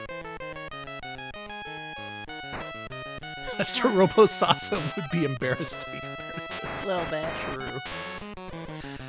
Oh, I can see why these went unreleased, because these mini games aren't anything special. But frankly, there didn't need to be 2 Austin Powers games for Game Boy Color, much less 4. Why were there gonna be 4? Because America was Austin Powers crazy, and everyone wanted to juice that man for all he was worth. All right, all you Austin Powers juicers, we got games for you. A lot of them. So good for you. Jesus Christ. Let's go to the Billiard Club. What are we doing there? This is by Altron, who actually is an established name in Japanese development. I guess it's an unreleased Japanese game. Let's play some 9-ball. Okay. Hey! She looks like the lady from Ben 10. A little bit.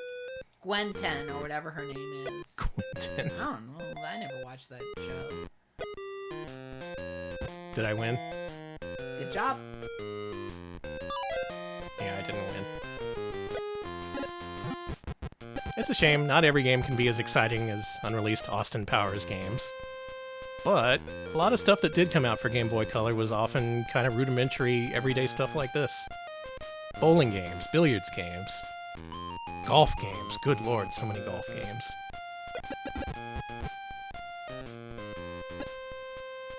And this one, for what it's worth, looks okay. It just didn't have any room on the market, I guess. They didn't see this one making any money, so they decided to cancel it. Oh, what could have been for Billiard Club. Bounced! Bounced! Is our next game.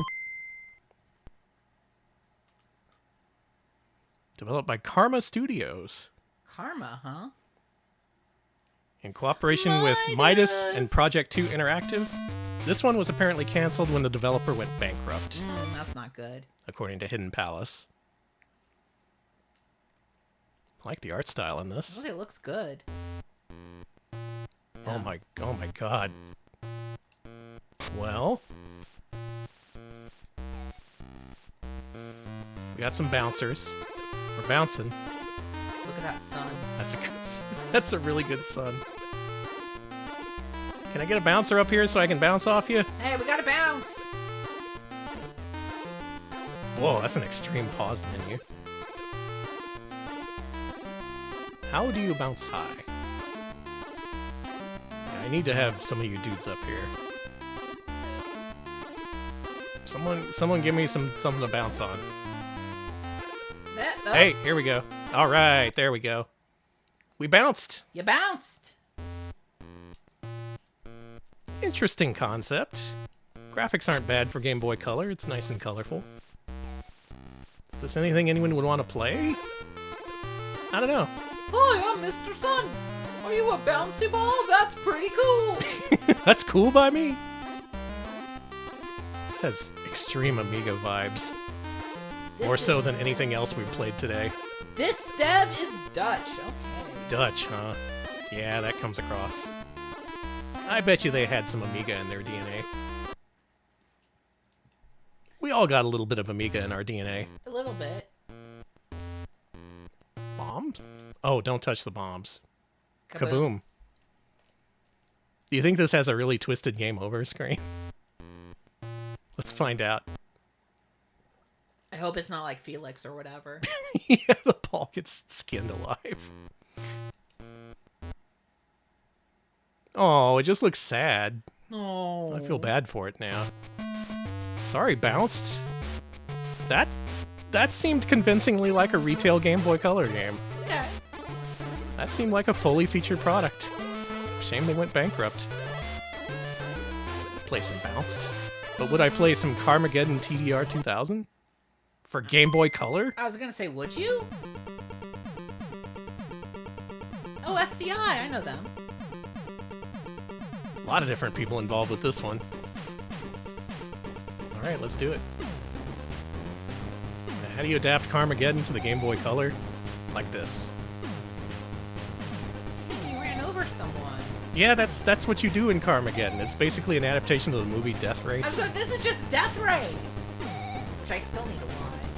I've only seen a little bit of that movie, but it's pretty great. That had its own video game adaptation back in the day, which caused a lot of parents' groups to Yeah, be they were upset. upset. Yeah. Even though all you do is run over little stick figures, because games were still black and white back then. And now we have Carmageddon, the bloodiest video game in the world. I guess it's pretty bloody.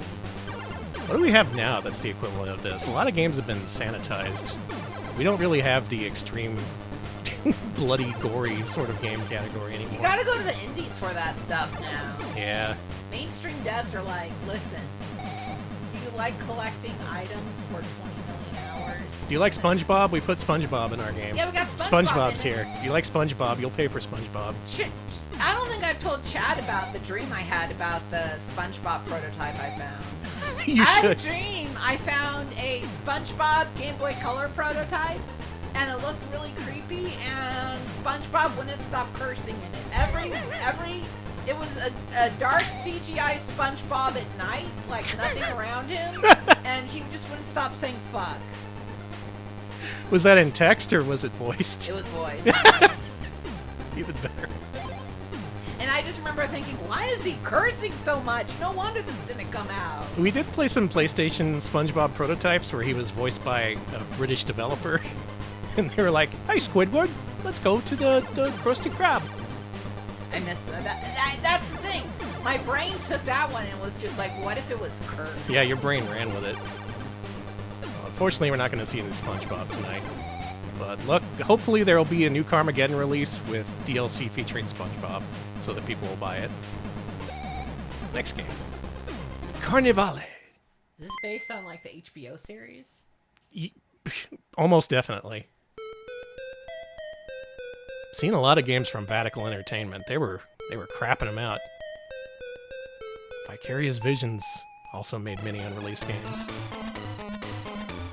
I don't know what this is. Yeah, I don't think this is an HBO show. I don't remember them having Banjo. Banjo the Rat. Feature, yeah. It's up to Cat to save them. Bumper Bugs. I like the little creature. The Penny Arcade. The Super Rat Ride. Alex, we gotta go on the Super Rat Ride. Got to go on the Super Rat Ride. The Executioner. I think this is the creepypasta game you were dreaming of. Let's play as Cat. Ready, set. It's just a racing game. What makes this a Super Rat Ride? Because you're rat cars. Yes. It's a rat coaster. Well, this is no prototype. This seems to be a fully finished video game that just didn't get released. Speed Fraser, thank you for the bits. It was supposed to be based on the same Carnivale game that got a canned game on N64. Okay. Wow, Carnivale can't catch a break. You know, if that game's dumped, I'd like to see that one.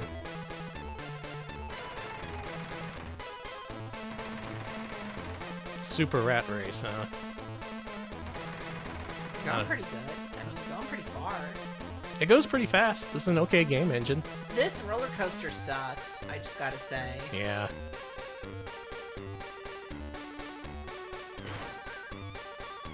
Music's all spooky. We want something that's Amiga and also will send chills up your spine. Yeah, did the HBO Carnivale have rat rides? Because that would've been cool. Let's see the other minigames here, Okay. because I'm curious. I gotta look more into this Carnivale thing. Yeah, the N64 game is definitely the same IP. Okay. I see. What other minigames we got here for Banjo? River Caves, Ghost Train, Bumper Bugs. What do you want to see? Ghost Train. I guess this is British. Ghost Train. Ghost Trains are what they call haunted house rides in the UK. Oh, really? Yeah. Huh. Ready, Did not know that. Are these all racing games? These all seem to be variations on a theme.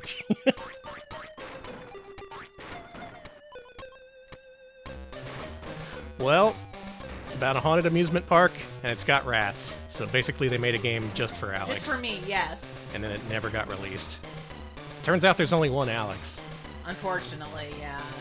So they sold one copy of this game, They put basically. in creepy jesters, too. They did.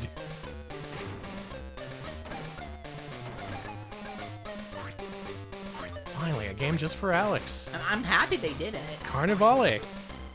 Thank you guys for making an Alex game. That's very convenient for us. Very easy to commentate over such a thing. No.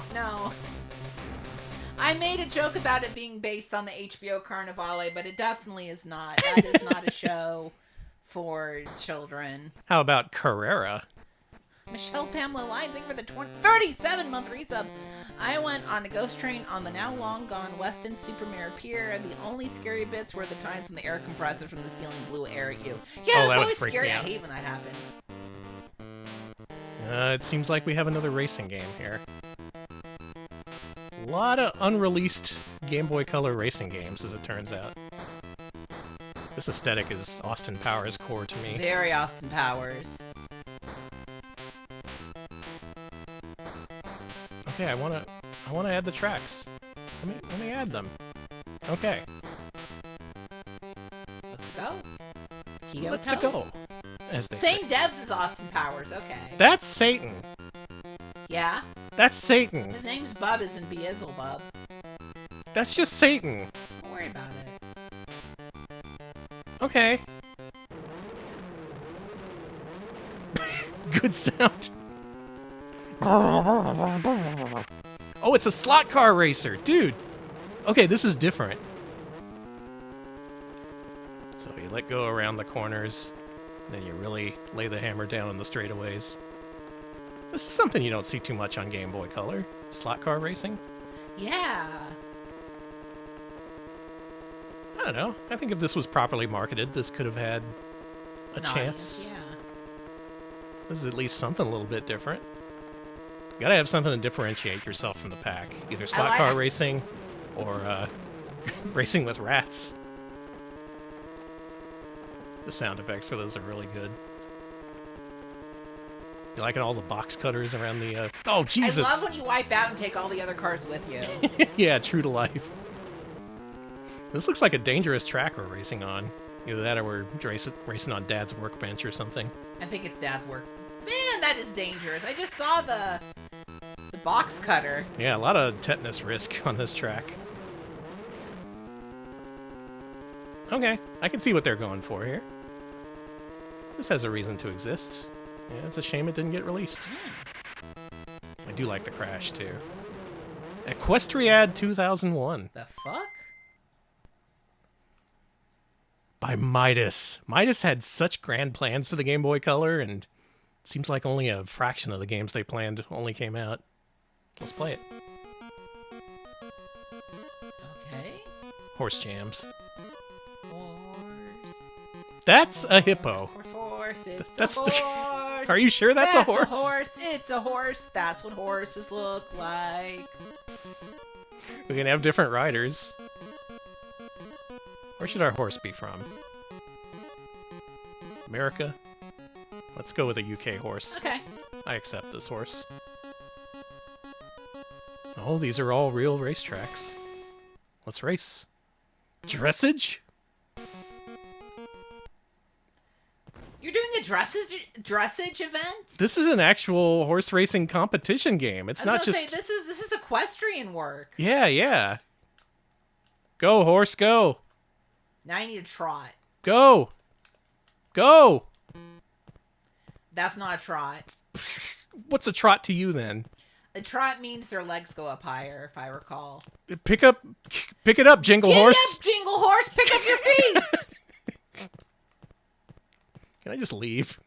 I don't know if you heard Buttons replying to Danny there. He was like, yeah, go ahead. Our horse... we lost control of our horse and it went to get a hamburger or something.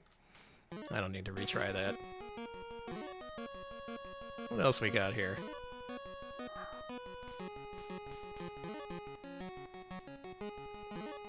There should be this kind of event for cats. Actually, I guess there are.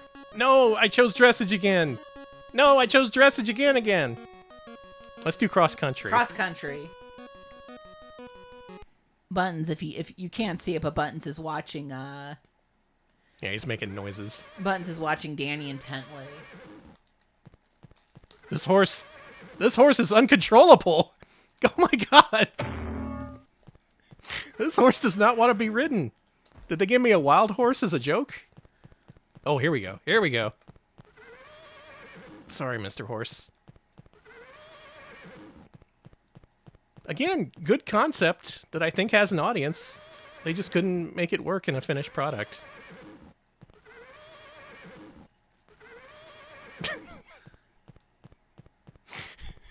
Buns and Tess are warming up to the new cat faster than the new cat's warming up to them, basically. Yeah, we got a stray cat we're trying to turn into an indoor cat. She knows about... The thing is, she's an outdoor cat, but when Danny was feeding Tess treats when she was hanging out in our house, the outdoor cat immediately knew what that sound was and came racing to Danny, being like, I need treats, too! The second you shake the treat can, she knows what that sound is. Yeah, it's really, really... I mean, the other cats know the sound, too, but she literally went racing from one room to another. Your horse I died. I think I died mid-jump. And yeah, the new cat's name is Bella. Mm-hmm. Let's do the other mode. She's a sweetie. She'll come around. Yeah, she's coming around. The other cats are mostly just curious about her. They're just like, huh. Show jumping. Surely this will go well. All right, go, horse. Okay. All right. Jump. I said jump. I said jump. Jump the horse. Jump. Mr. Horse. Okay. Okay, we don't need to jump. We can go around. Okay, let's go. Jump. Jump. Hey, up. Oh. You got disqualified. That didn't look good. Well, there's Equestriad 2001. Rider meet horse, horse meet rider. I'm no good at that game. Maybe I'm good at Floracy. What the fuck is Floracy? Floracy.com. This game supposedly was by a German studio named Kritzelkratz, and they failed to find a publisher, so they dropped it. Oh, that sucks. A tender plant. This seems kind of sick. Seems a little sick so far. By your hand. Their website redirects to a CBD wellness website now. Oh, good. I hope they get paid for that. Probably not. Ah! Oh, no. Oh my god! It bites. Whoa, these plants are anime. Plantame. Watch out. It bites. Floracy. Danny, this is sick. I like this one. I don't even know what this is, but I like it. Is it a Harvest Moon style game, but with carnivorous plants? I think it might be. Can I take care of the fish? These are my fish. This is where the fish lives. Dude, the music? Okay, Crystal Kratz got revived after like 15 years out of the industry, and they've done a couple of shmup ports. Okay. Huh. These things have stats. I thought this was a Harvest Moon, but maybe this is a Pokemon I think this instead. is a Pokemon-like. They say floor. Oh, why didn't they find a publisher for this? This would have been awesome. Use the bucket to get some water. I'm the bucket. Use me to get water. They'll get water with me. Your plant needs some water. Where me get water? Hey lady, where do I get water for my man-eating plant? Yeah, I know. Maybe we go outside. Ah, this seems to be water. Maybe after the dock, yeah. There you go. Well, this should be enough water. Well, they got the presentation and especially the music down. Now water the plant. Okay. Use the dung to feed your plant. Do we have to call it dung? Use the dung to feed your plant. Use the shit to feed the plant. Thanks for the dung. You finished today's work. You can take a rest in your bed. So it's Pokemon meets Harvest Moon. Yeah. With weird little plant guys. I like this. What the hell? Ugh, I'm very tired. Fertilizer is Dunger in German. Okay. Alright, they're just more blunt about it. But it's dung. What do you want? I didn't see that entry in my translator software. You know, it's because you were too busy having diarrhea. Oh, it's walking around. Alright, it's an Okie Cookie. I skipped its profile. Seems okay. That's the Pikachu of plants. Oh. Are your Florcy to keep it happy? I wonder if you eventually fight him.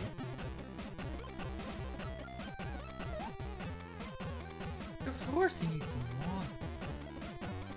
Well, if you're looking for a man-eating plant sim, Floracy is your game. I'm really curious about this one. This is really well made. They got all the elements here. Just did not find a publisher. That's how it be sometimes. That is how it be. That is how it be. Switching gears a little bit. Ganso. Dobutsu Uranai. Dobutsu means animal. Oh. And Uranai means fortune telling. No, wait, astrology. Okay. This is an unreleased Culture Brain game. People who brought you Flying Warriors, Little Ninja Brothers. Yeah, these guys.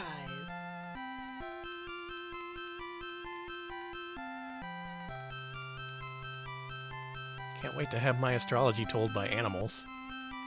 There's a lot of animals. Yeah, how's your brain? Culture Brain. That should have been their slogan. It really should have been their slogan.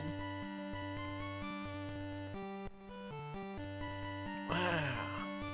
Culture Brain did have a presence in Game Boy Color. They brought over some of their Famicom series, and they also made a ferret raising sim. Oh which, yeah, that game's great. Which you can see in our intro. And it looks like this is just astrology software. The kind of which you would often see on Famicom, but kind of dropped off in popularity during this era. Trying to find my place on the animal chart. You're a lion. It appears that I'm a lion. You're a lion lady. And it's given me various predictions about what's going to go on in my life. As often happens in these games. And often that's it. There is no video game part of these games. It's just it tells your daily whatever. And then you live your life according to what the animals tell you. I'd listen to that lion. Me too. That's a really good lion. I'm always doing that. I love that wolf! Really good animal art in this game. I gotta hand it to him. Damn, Culture Brain, you should have released this one. What the hell? Look at these animals. They're so good. I like them. That's awesome. But we gotta move on. I like that, though. How about Gekido? Gekido was a game released on PlayStation, and then there was a sequel released on Game Boy Advance, but they wanted to port the original Gekido to Game Boy Color, which I guess they made, but never released. Whoa, cool dudes. I'll be this dude. Mm-hmm. Cool. Looking a little bit like Ultraverse Prime. I was gonna say, this feels like American comics. Oh, totally. It's a beat 'em up. Yeah. May I grab the oil drum? Maybe I can't. Hey! Quit kicking my ass. I'm a prototype, okay? Be nice. Go easy on me. Now there's dogs after me? Someone call Vanilla Ice. Anyone play the other Gekido games? Are they any good? They at least look the part. I've never actually played them, though. They seem to be decent.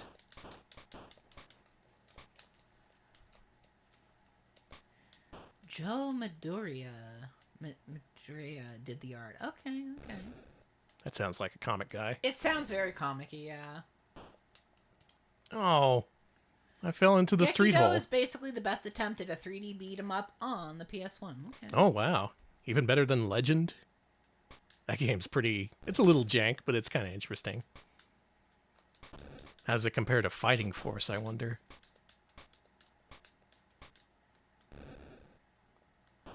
You know, I don't think this dude would be able to fit in these cards.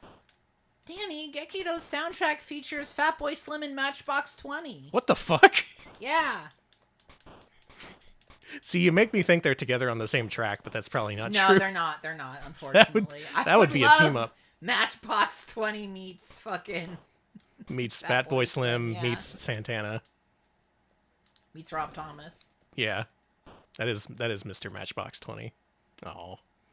I don't think I'm going to get much further in this. Still a brawler on Game Boy Color that looks pretty good. And apparently the other Gekido games are good as well. Shame this one never made it out. Not much to say otherwise. You probably caught me saying that over and over again. Just shame this never came out. But Yeah. that's just the reality of the business. Often these the details of why these games were never released isn't well known. Yeah. Joe is the designer for the Darksiders franchise, yeah.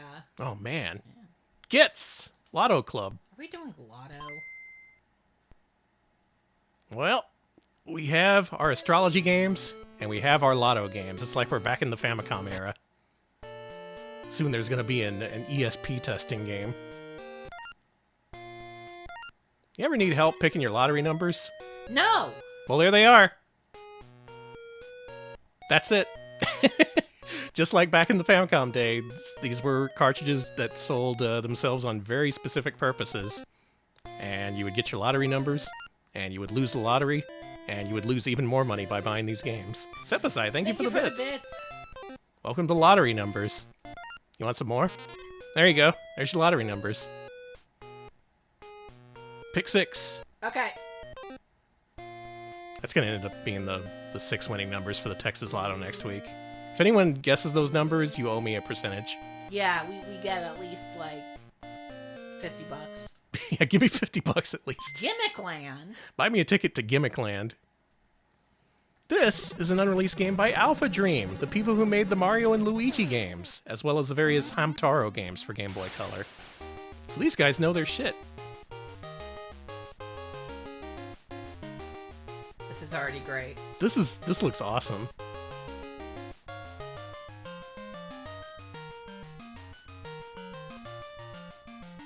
Alpha Dream turns out made quite a few games. That Mario and Luigi Superstar Saga was quite successful, as you may have heard. But not all their games made it to market. Let's see what the hell this is. Mm-hmm.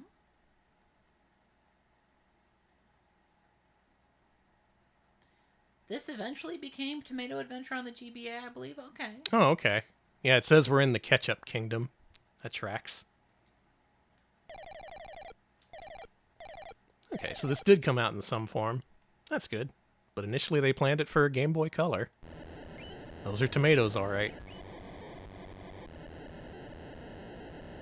And it got an English translation. Nice. Cool. So you can play this in English on GBA if you want. Does this have anything to do with Princess Tomato and Salad Kingdom? I assume it also has nothing to do with that and nothing to do with the gimmick. Yeah, probably. That's another thing we haven't seen so far. Games that were later released in some other form for other consoles. It just wasn't the time when they were initially made. That's much rarer. Often games just disappear completely instead of being revamped and later released. Yeah.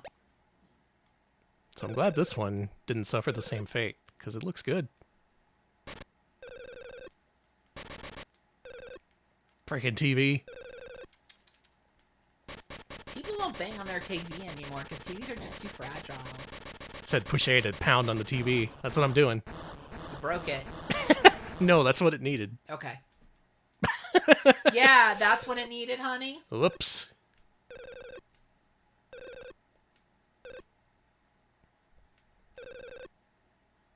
Seremo. I live in a bus? Cool. I live in a broken down school bus. Cool. This game's aesthetic is amazing. I really like all the animal creatures. Damn, I gotta check out the GBA one sometime. You live in a little garbage world.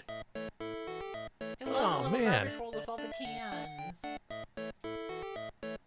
This kicks ass. I got something.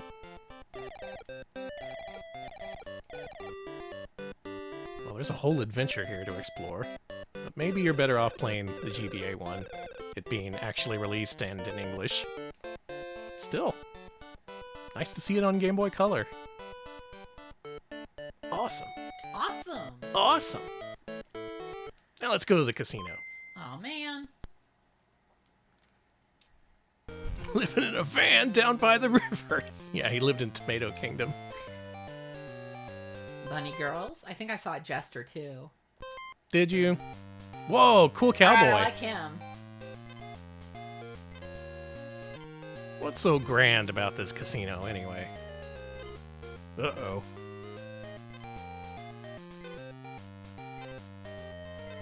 Cowboy, you causing trouble with the ladies? No, it's not a cool cat boy, sorry. Cool bunny girl. This game's got good art. I think she just charged me money to save my game. Nice, nice. Slot machines, blackjack, poker. Let's do poker. Okay.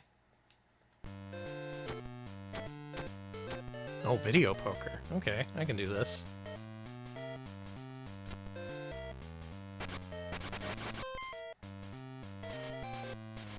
What do we got here? I guess we keep the 8s, huh? Yeah.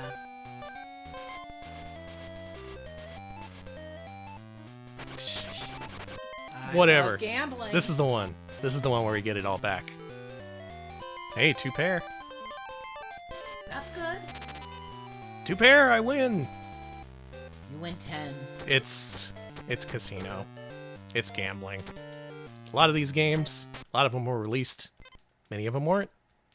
This is one of those. Still doesn't look too bad. No, it doesn't. Halloween! Happy Halloween, everybody! That's cool art. It is really cool looking. Alright, Grand Casino. I think you've earned the name Grand Casino. Okay. Not too bad. Shame you weren't released. Hajimari no Mori. This is another famous unreleased Game Boy Color game. This was going to be an adaptation of a late-era Super Famicom visual novel that was also titled Hajimari no Mori. Probably not much we're going to see here as English speakers. But the presentation's good. Yeah, this is sick. I want to go on a train to the forest. Me too. The Forest of Beginnings is what it translates to. Oh. Danny, have I been telling you that I've been getting into visual novel stuff? Yeah, I get it now. You're a big Umineko head. I get it. It's You and like, everyone else here on Twitch. It's like visual novels are like reading a book or reading a graphic novel, but like better because there's sound and it's great. I like them. And there's witches and stuff. Yeah. You should finish Umineko. I'm only on episode 2.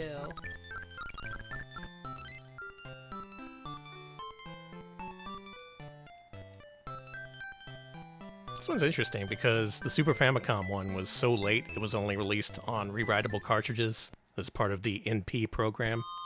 That's when a lot of good stuff came out for the Super Famicom, like in 99 or 98. Stuff like Wrecking Crew and all those Picross games. And then there's this. A visual novel. It's a novel with visuals. Imagine. It's good. Wow.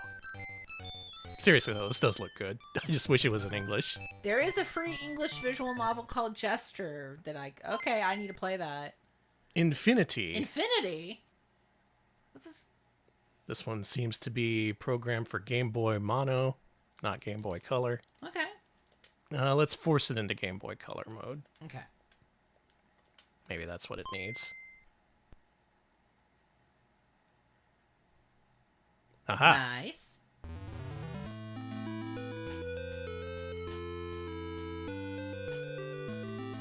Good use of the sword as the letter T. I approve. I think they did that with Final Fantasy back in the day.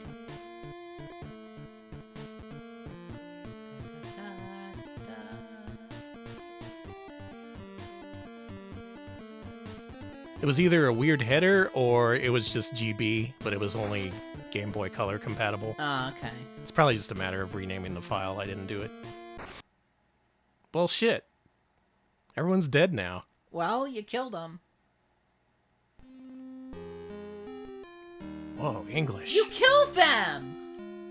Easy peasy. I figured out what you did. Game over. That's it.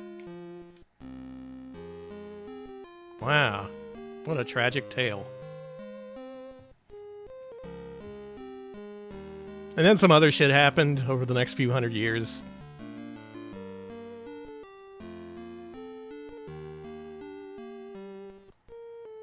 Remember hundreds of years ago Yeah, when that that guy sucked. killed those guys?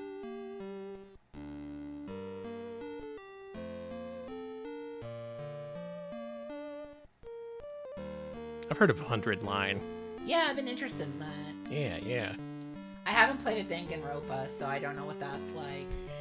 I have a feeling the Danganronpa characters would annoy me. I love the way you pronounce that name. It sounds like a kind of stew. Danganronpa.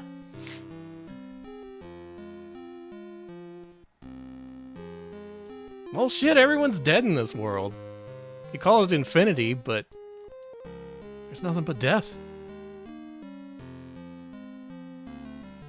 Oh, 100 Line is an Uchikoshi game? Alright, say no Okay. more. I did play 999. I want to play Virtue's Last Reward. Okay, the Infinity people went back to Infinity and kickstarted a full-ass game. Thank you, Misty, for the info. Damn. Yeah. This is a game about people dying, apparently. Ironic for a game called Infinity.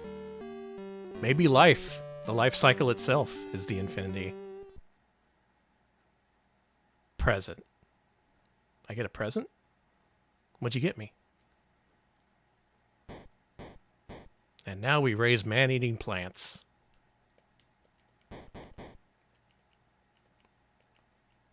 No one bothers me anymore.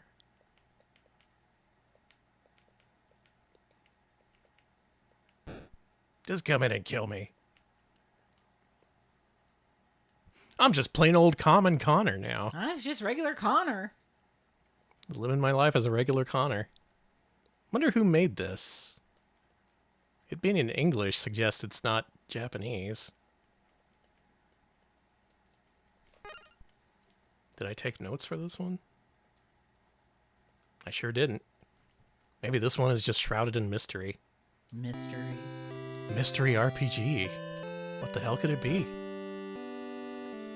Okay, the software, Affinix Software, is based out of California. Oh, okay. Damn, this seems pretty nice. They put together a good-ass RPG that just never got anywhere. Oh, there's stuff in the pots! Nice. It's a good game. Confirmed. Shame this one didn't get a fair shake.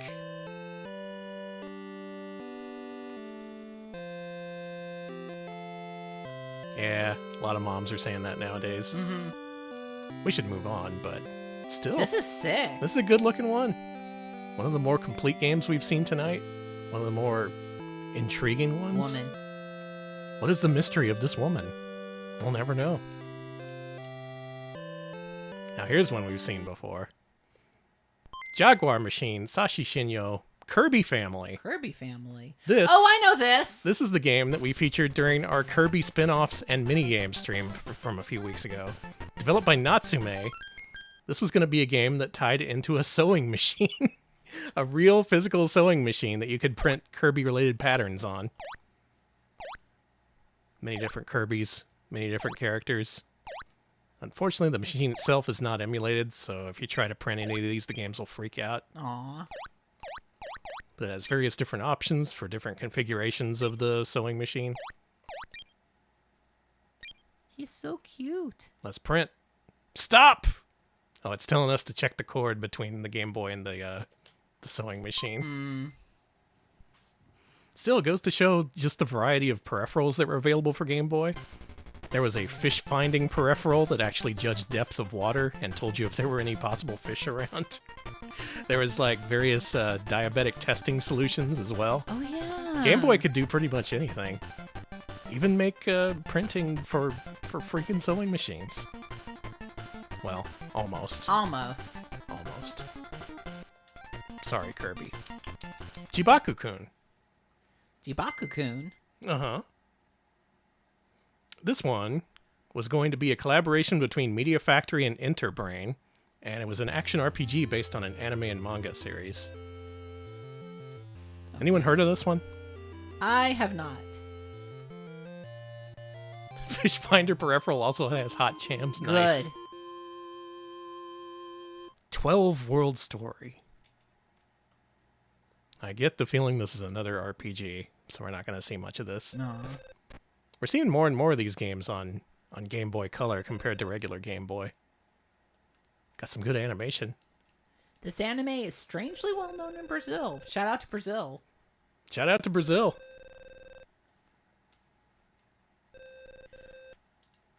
Any Brazilians want to tell me what's going on here?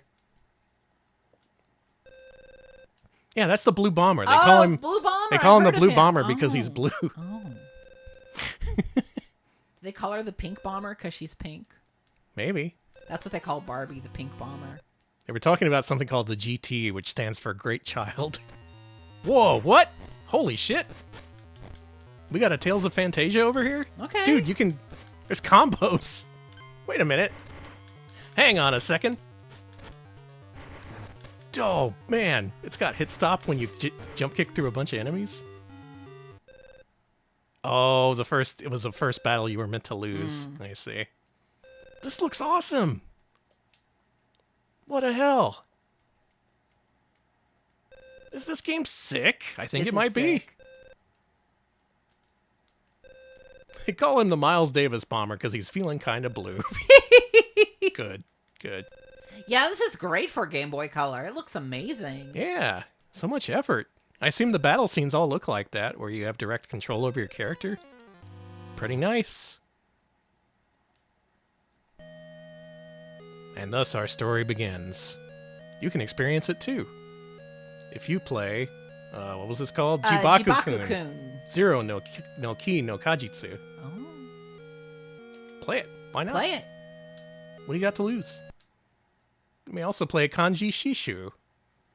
I'm guessing this is an educational game. Oh, it's by the same company. Jag and Natsume. Okay. Okay, the same people who made the Kirby quilting software, or whatever that was. And yeah, this seems to be a language learning software. Oh. Oh, dude. They have all the kanji listed here. And that's a lot of kanji. Sure is. Look at that. It's listing 3021. This is kanji number 3021 in the Japanese alphabet. Yeah, is this language learning, or is this meant to sew characters onto clothing? Oh, that could also be true. Yeah, you could be, like putting on, like, I don't know. That makes sense. Oh, yeah, and it's Live, laugh, offering love. it's offering a rotation option too, so that pretty much cements it. Yeah, this is probably for some sort of printing, likely with a sewing machine. Damn, Game Boy. Did I just write something really offensive on my sweater? Let's I think it's say, yes. Let's translate that. It says idiot loser. Okay, okay. Cool. Nice. Thank you, Jaguar and Natsume, for allowing me to make a shirt that says idiot loser on it. Very cool. Very cool. Katakis 3D.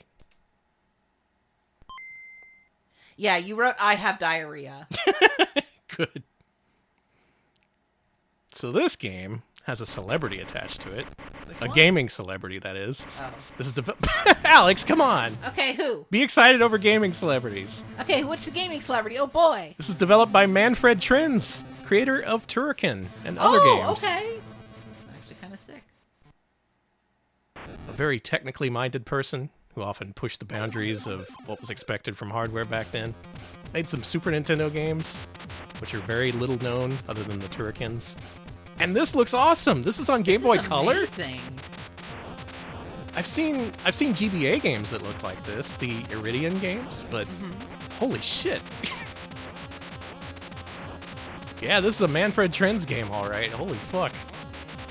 Going hard as hell, even though it's just on GBC.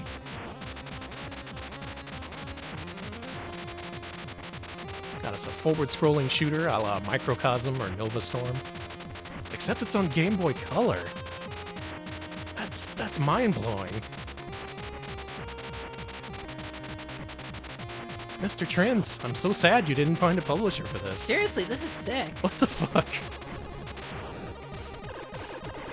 Oh, you have multiple different weapons? I like this one. It just kind of scatters all over the place. He worked on Crazy Frog Racer. That's so sad. Oh my god. We all gotta pay the bills.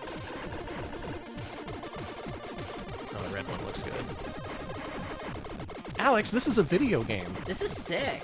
This is a full-ass video game that I would have played. Shit.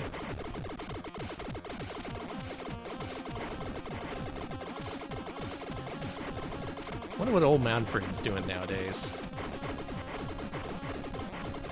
Gosh, I actually do not know what he's up to. He's making pachinko games. The best damn pachinko games you've ever seen. Yeah, what publisher was like, Yeah. You really want to publish this?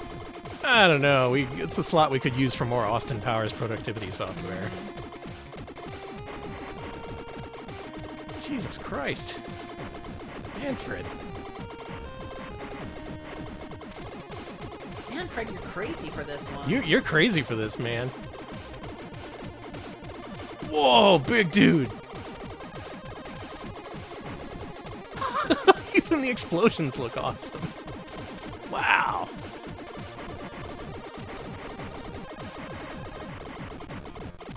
Holy hell. I wish I'd known more about this in general. I would have played this before now. We should probably move on. We should. That's really cool. But Manfred. Amazing. What a game. Sure, our next game is just as good. I'll be right back. Enjoy Magi-nation Keeper's Quest. Oh, I will. By the Imagination Corp. I mean, Magi-nation, imagination, think about it. I'm thinking. Good title screen. Oh?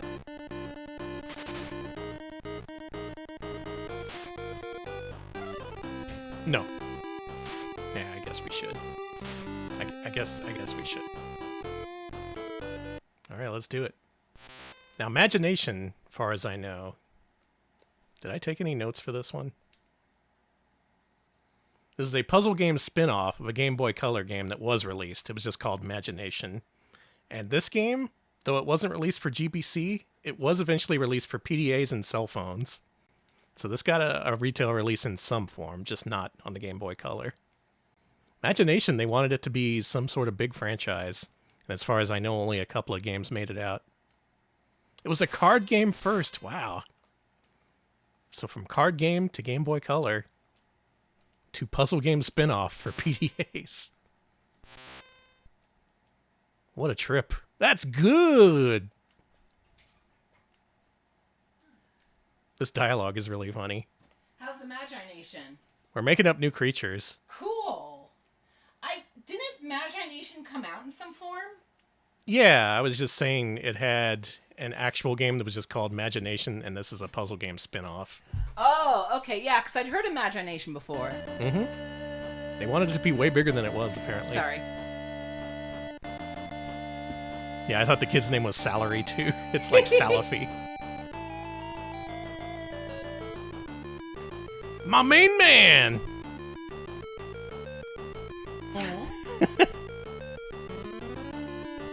This main character is pretty funny.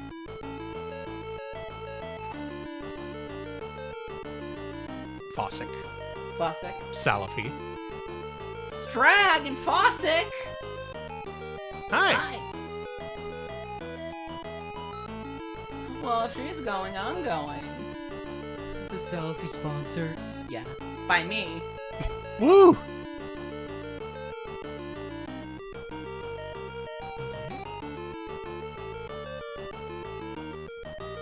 Yes, let me complete these challenges in peace.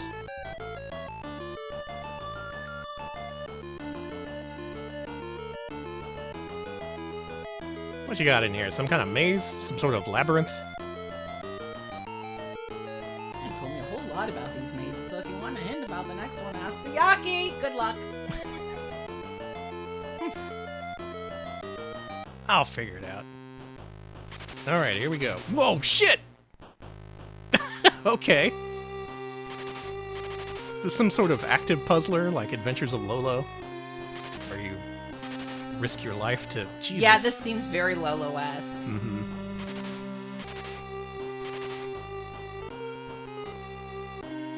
Go. Go on. Go on. Go. Haha! Nice. Bonk. Damn it. This is the run, by the way. I guess that'll make things a little easier. Whoa!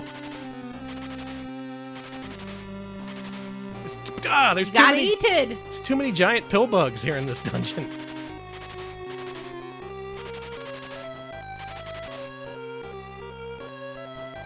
No, go down. Go down. There we go. Huh. Sheesh. I did it. Took me 5 attempts. What are you up to? The goal is so close, but so hard to get to. Oh, yeah?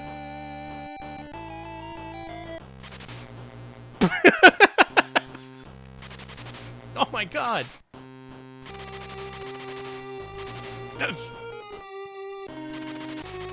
This is an interesting one. It's a very active puzzler. What do I do in here? You get to the water? No, you get eaten by pill bugs. Okay. Well, if you want a game where you get eaten by pill bugs, check out this video game by the name of Magi-nation Keeper's Quest. That it eventually came out in some form, just not on Game Boy Color. How about Mayhem in Monsterland? Ooh.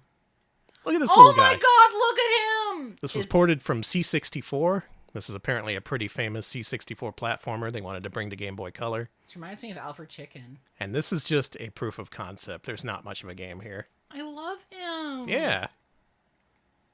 It's got a cute little character, good animation. I don't think we've played the original on stream before, but it's pretty well known in C64 circles. Everyone always goes on about Mayhem in Monsterland being one of the best games for the thing. He's so cute. And I believe it. It looks good. Probably would have been a good fit for Game Boy Color. Pits don't phase him. He's fine. They call him the original pit fighter. Thanks, Alex. Sorry. I would have liked to play this one, but apparently publishers didn't think so. They know best anyway. Yeah. Mayhem in Monsterland. Play it on your C64, not your Game Boy Color. Mission Bravo. Matchbox? Mattel? Yeah, this is based on a series of Matchbox toys, apparently. Has anyone ever heard of these? Handheld games. It is. It is a handheld game. He's military themed.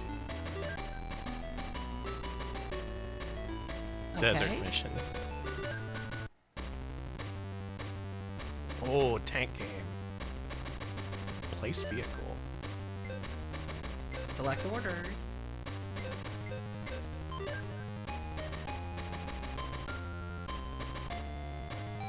Huh. Some sort of strategy game? That's what it seems like.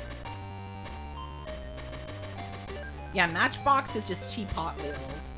Yeah, pretty much. I like the Matchbox cars more because they're smaller, I think.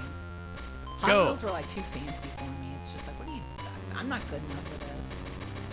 Oh, you send them off in a different direction and they automatically engage in combat when they see something to shoot.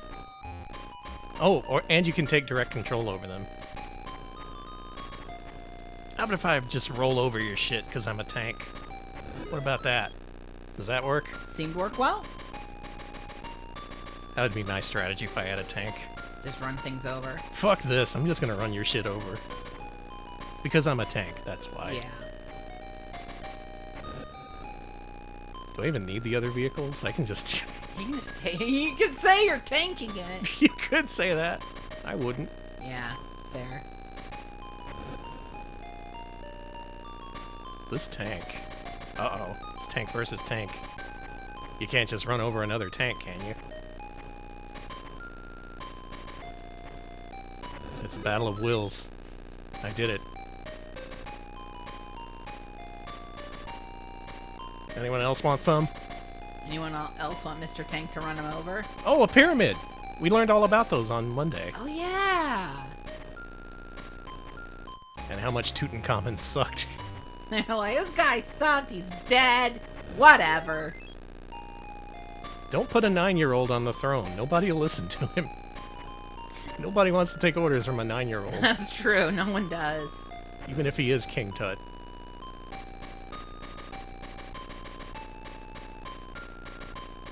I'm doing a good job defending the pyramids. From what? I don't know. Anything else out here? Looks like there's some other vehicle that wants a tanking. Oh, I see you. Come here. See, I like this RTS. It's one I can win. Yeah. Even the landmines don't do much.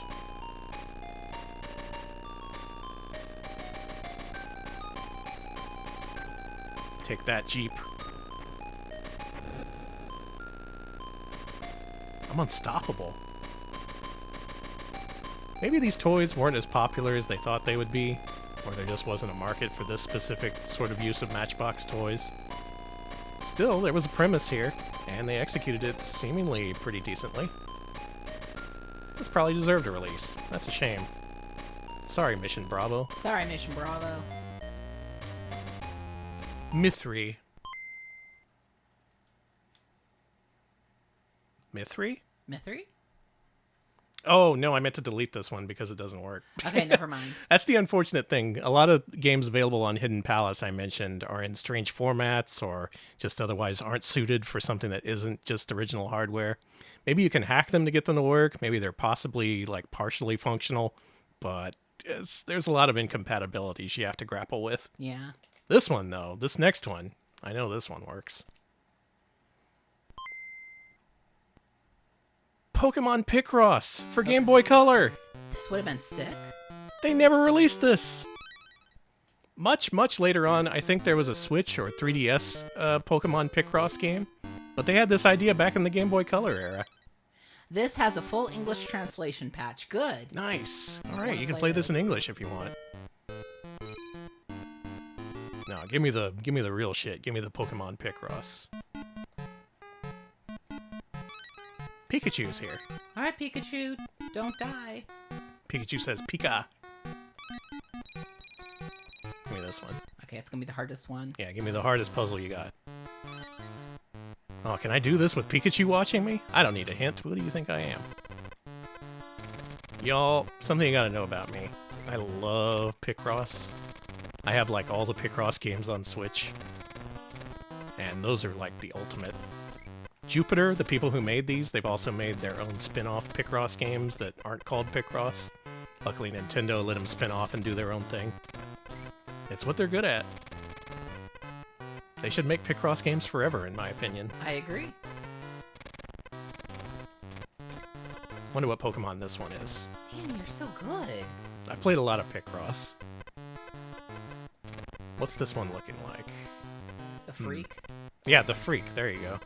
That's my favorite Pokemon.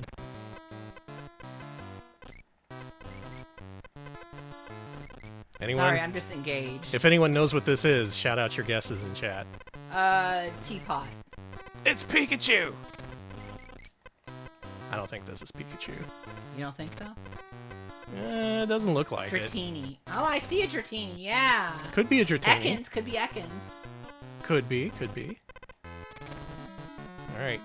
That is a It is Dratini! Dratini, good wow, job. good guess. Wait, it's Dragonair or Dratini? It's one of those. One of those, yeah. Cool. It's kind of abstracted. I guess there's only so much you can do to make a Dratini or Dragonair in a 10x10 grid. But this is a fully featured Picross game that Nintendo just sat on and decided to never release. This seems... I would have bought this back then. This would have sat alongside Pokemon Pinball as one of the better Pokemon spin-offs, in my opinion. But it's out here, and it's available in English if you want. Damn. Damn, that's sick. Damn. You know what else is sick? What? Putty Squad. Damn.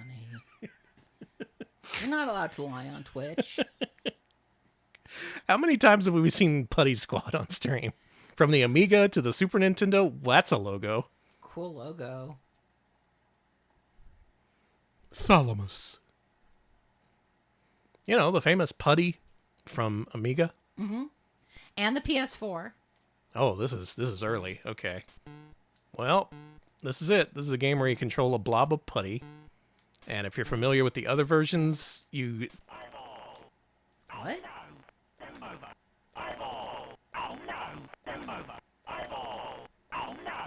That's what the B button does. Oh, no! Now, if this is anything like the Amiga version, you have to find babies and then absorb them? I'm not making that up to be edgy. That's just what you do in these games. Yeah. You find the babies and then you absorb them into your putty. Maybe they removed that element from this version. Those are the voices from the C64 game Eyeball for some reason. Yeah. Whoa! That's why they're saying Eyeball. That's why he says Eyeball. Huh. They really, really wanted putty to be a thing. There is a released and unreleased putty game for Super Nintendo. There were plans to make a really expanded sequel for Amiga that was unreleased in the day and only came out years and years later. Putty fans are eating good. They sure are. Unfortunately, there's no putty fans. You may also play this game on PS4, believe it or not. This is one of the first PS4 discs I ever bought. And, yep, it's putty. It's exactly this. It's putty. Oh no! Couldn't have said it better myself.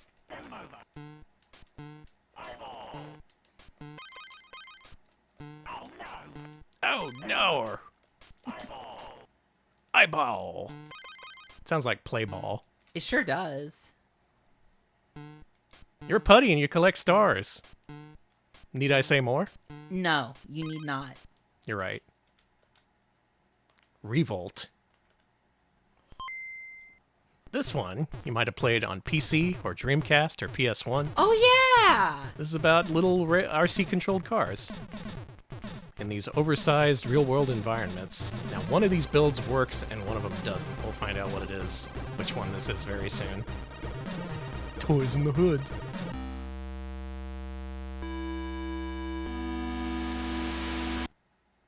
Ah. This one doesn't work. This is the non-working one. Sadly enough, this is the latest build available. It crashes upon starting a race, but I think the build from the week before works. Hidden Palace has a whole bunch of builds of this, from it starting in alpha form to being almost finished. I really like when there's a whole shit ton of builds released documenting a game from start to finish.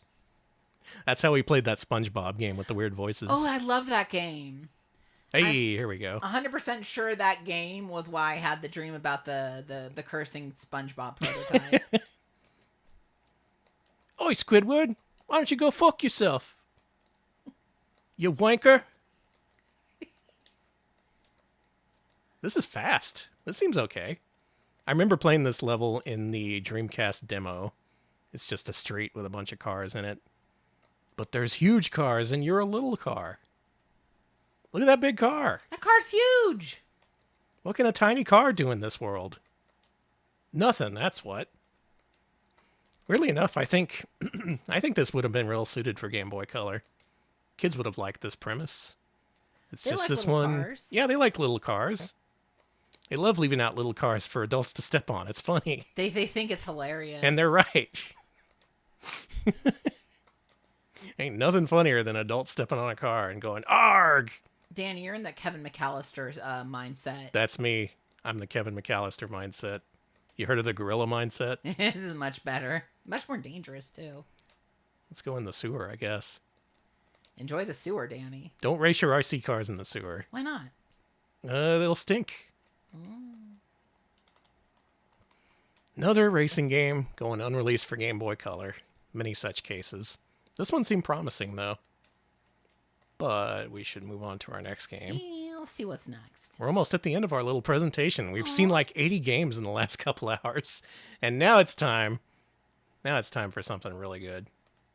Let's do the early version first. Yeah. Resident Evil for Game Boy Color. Okay.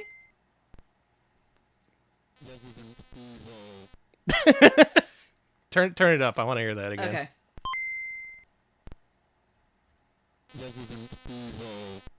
Good. Clearly just a developer using the shittiest microphone possible recording that. Yeah, they wanted to make the original Resident Evil for Game Boy Color. Of all the games we played tonight, this is probably one of the most famous. If there's any game you've seen before, it's probably this one. This has been pretty well documented and data mined. Mostly because it's really interesting that they even tried. Don't worry about that. Okay. You're just seeing the computer's guts right now. Yeah, it was previewed in game magazines, and back then their reaction was basically like mine. Like, what the hell? You tried putting Resident Evil on Game Boy Color? And they did. They went and did it. No. What is that?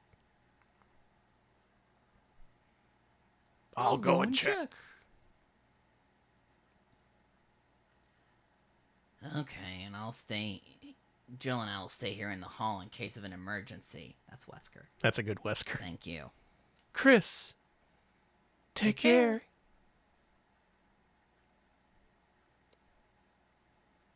I had the original Resident Evil back when it was new, so all this dialogue is permanently imprinted on my brain.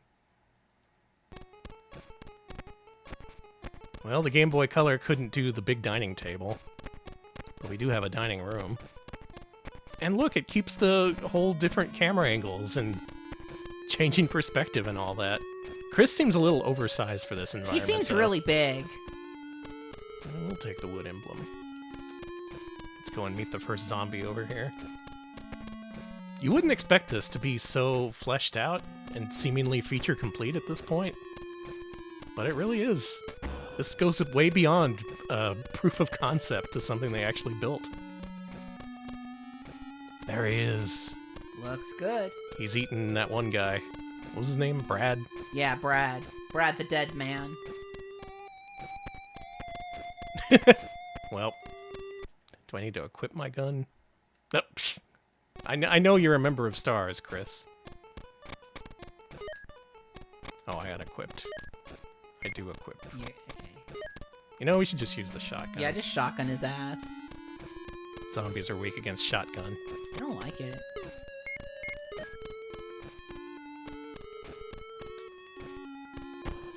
Yeah. I like Chris's firing stance. He's just kind of squatting. This is a shotgun? Oh, that's the zombie's death animation, by the way. Oh, he's dead. He just stays like that. Then we find the bullets on the body. Yep. They replicated Resident Evil 1 pretty well for this. More bullets. Thank you. Probably don't need those.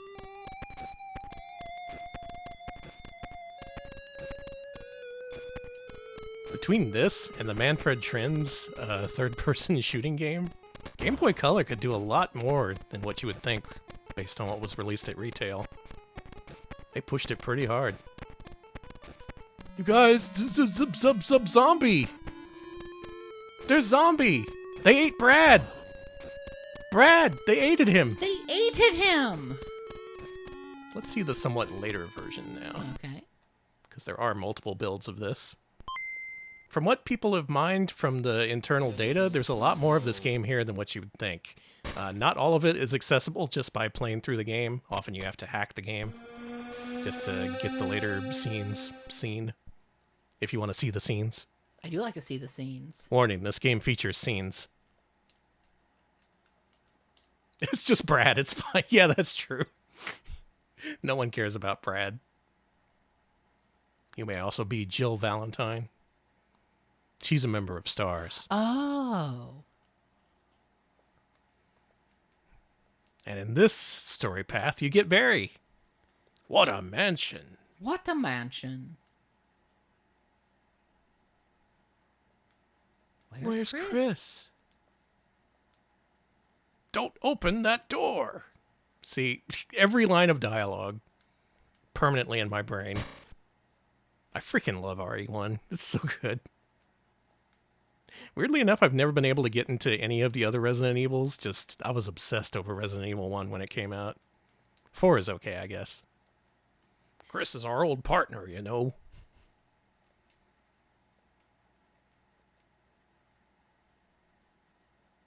The character models are looking a little blomby. A little bit. The background graphics, though, look amazing. I'll go too. Okay, there she goes. Good movement. So many good discoveries among Resident Evil prototypes. Mm-hmm. A few years ago, they finally discovered the so-called Resident Evil 1.5, which was the prototype Resident Evil 2. Oh, It was yeah. really different. A lot of crazy stories involving the finding and distribution of those prototypes. As you might imagine, a lot of community drama. Luckily, that never happens with prototypes, usually. Mm-mm. There's the famous clock. The clock? She's bigger than a damn grandfather clock. Well, she's tall. Get you a woman built like a refrigerator. She'll withstand the zombies.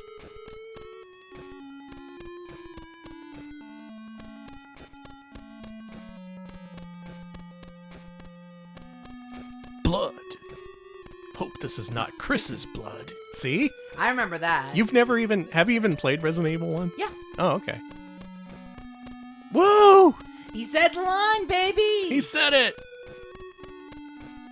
So a lot to explore here. More than you would ever expect from this extremely strange-looking version of Resident Evil 1 for Game Boy Color. They did it. They did the thing. And I'm really glad these builds were found and documented. Good on everybody for making that happen. But did you know? This one's new to me. Did you know there was an entirely different Resident Evil planned for Game Boy Color? No. Made by Climax Entertainment? No.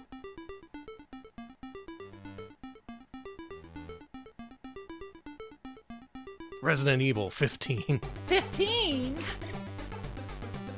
Imagine if Resident Evil had a Eurodance soundtrack.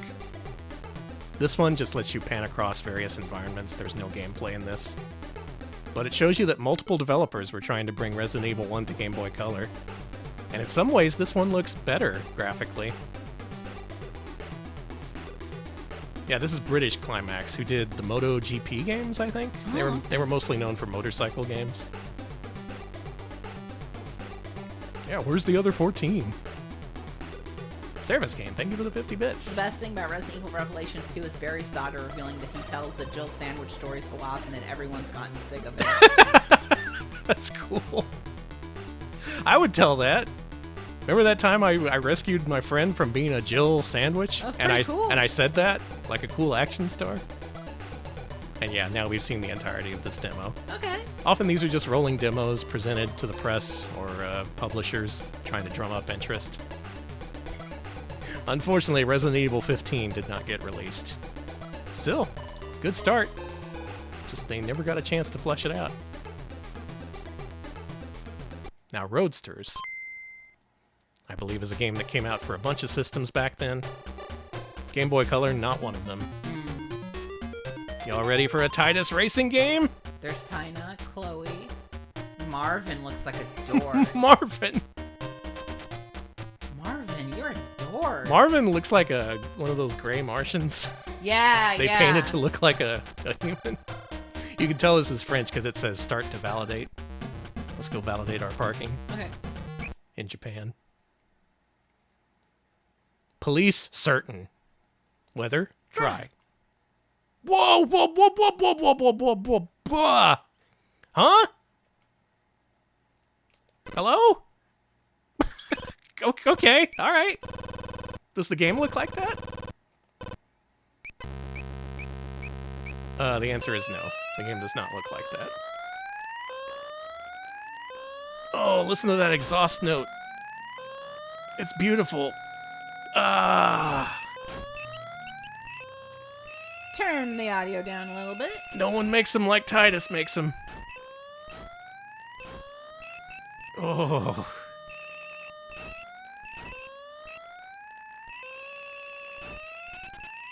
Can I have music instead?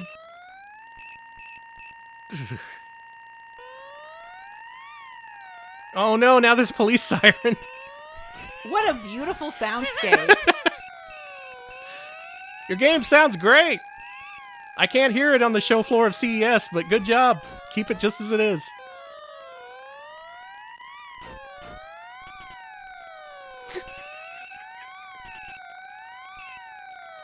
This is the point where your mom takes your Game Boy and just throws it against the ground. Being like, I'm buying you a Game Gear. No more Nintendo. My car looks messed up. Does.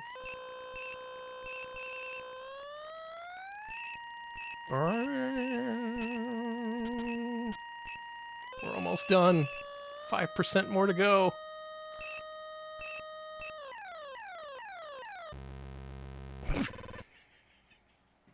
Engine noises, not one of this game's stronger suits. I did like the... I sold my car and quit racing forever. Good. You know, I couldn't deal with that engine noise anymore. We're selling our car. We're done. That's it. Great. Rune Lords is our next game.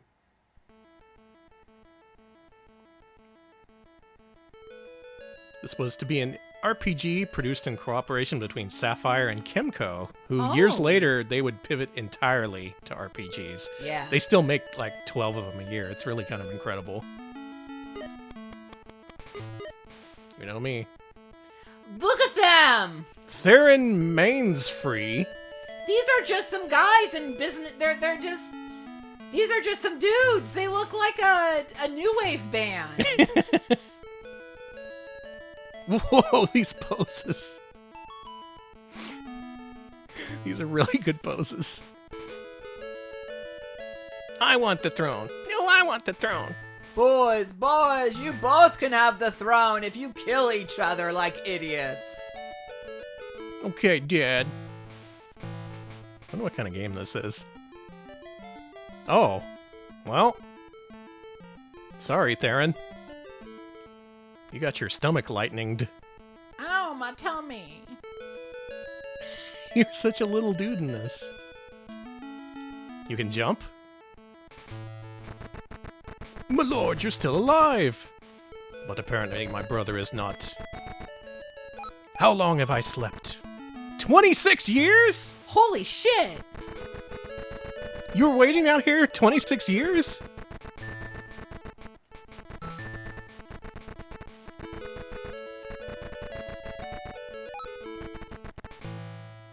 Okay, glad. Thank you for the update.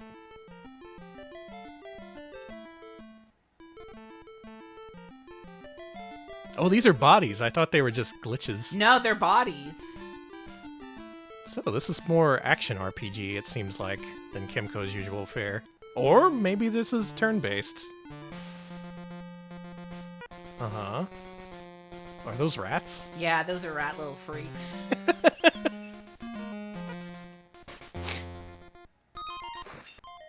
Hey!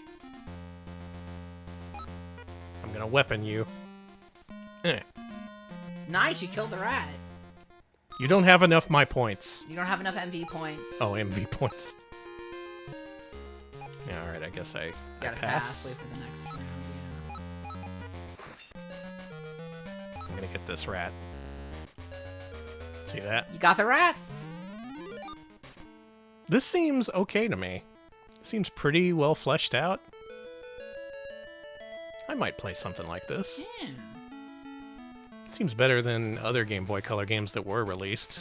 I'm thinking specifically of Quest for Camelot, which is for some reason available on Nintendo Switch Online. If you want a jank as fuck, but somehow still Nintendo published RPG for Game Boy Color, check out Quest for Camelot. It's crazy they made a Quest for Camelot RPG in general. Yeah. I think that was also Titus, come to think of it. That makes sense. I do like the walk animation. The character art is really fun. It seems okay. I'll take it over seems Roadsters. Can I drown myself? No. Nah, you're good. Okay. We'll leave him up here for now. San Francisco Rush on Game Boy Color. Can you imagine? At the time this came out, this was state of the art. It ran on like 3DFX hardware and arcades. It was a fully 3D racer. And Digital Eclipse was in charge of putting this on Game Boy Color. I can only imagine what this looks like. Good? Yeah, Alex. It's going to look good.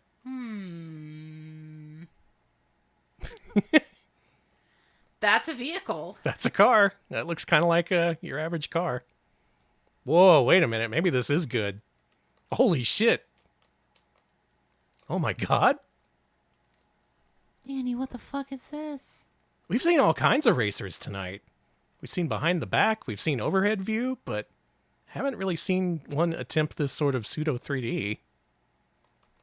Now, there were some Game Boy Color games that did this sort of approach. There was the Toy Story Racer we played in a Patron Request Gauntlet a while back, but man, this looks impressive and also shitty at the same time. Is that possible? It looks jank as hell, but still the fact that they even tried is kind of impressive. Hey, Speed Fraser, welcome back. This is 3D gaming for a new generation. God, sometimes it just looks like Atari graphics. And then sometimes it almost looks really cool. Where are y'all going? Maybe this one didn't get too far in development. Now, Digital Eclipse later made the Game Boy Color port of Dragon's Lair, so they're used to making games that aren't suited for the system somehow work. And maybe this could have worked with some extra development time. As it is, though, woof. Woof, I says. Woof indeed. Damn, San Francisco Rush on Game Boy Color. Nice. It's kind of nice. It's kind of blurry, too. They I like that. They tried. Is this based off of the Sea-Doo that I think it is?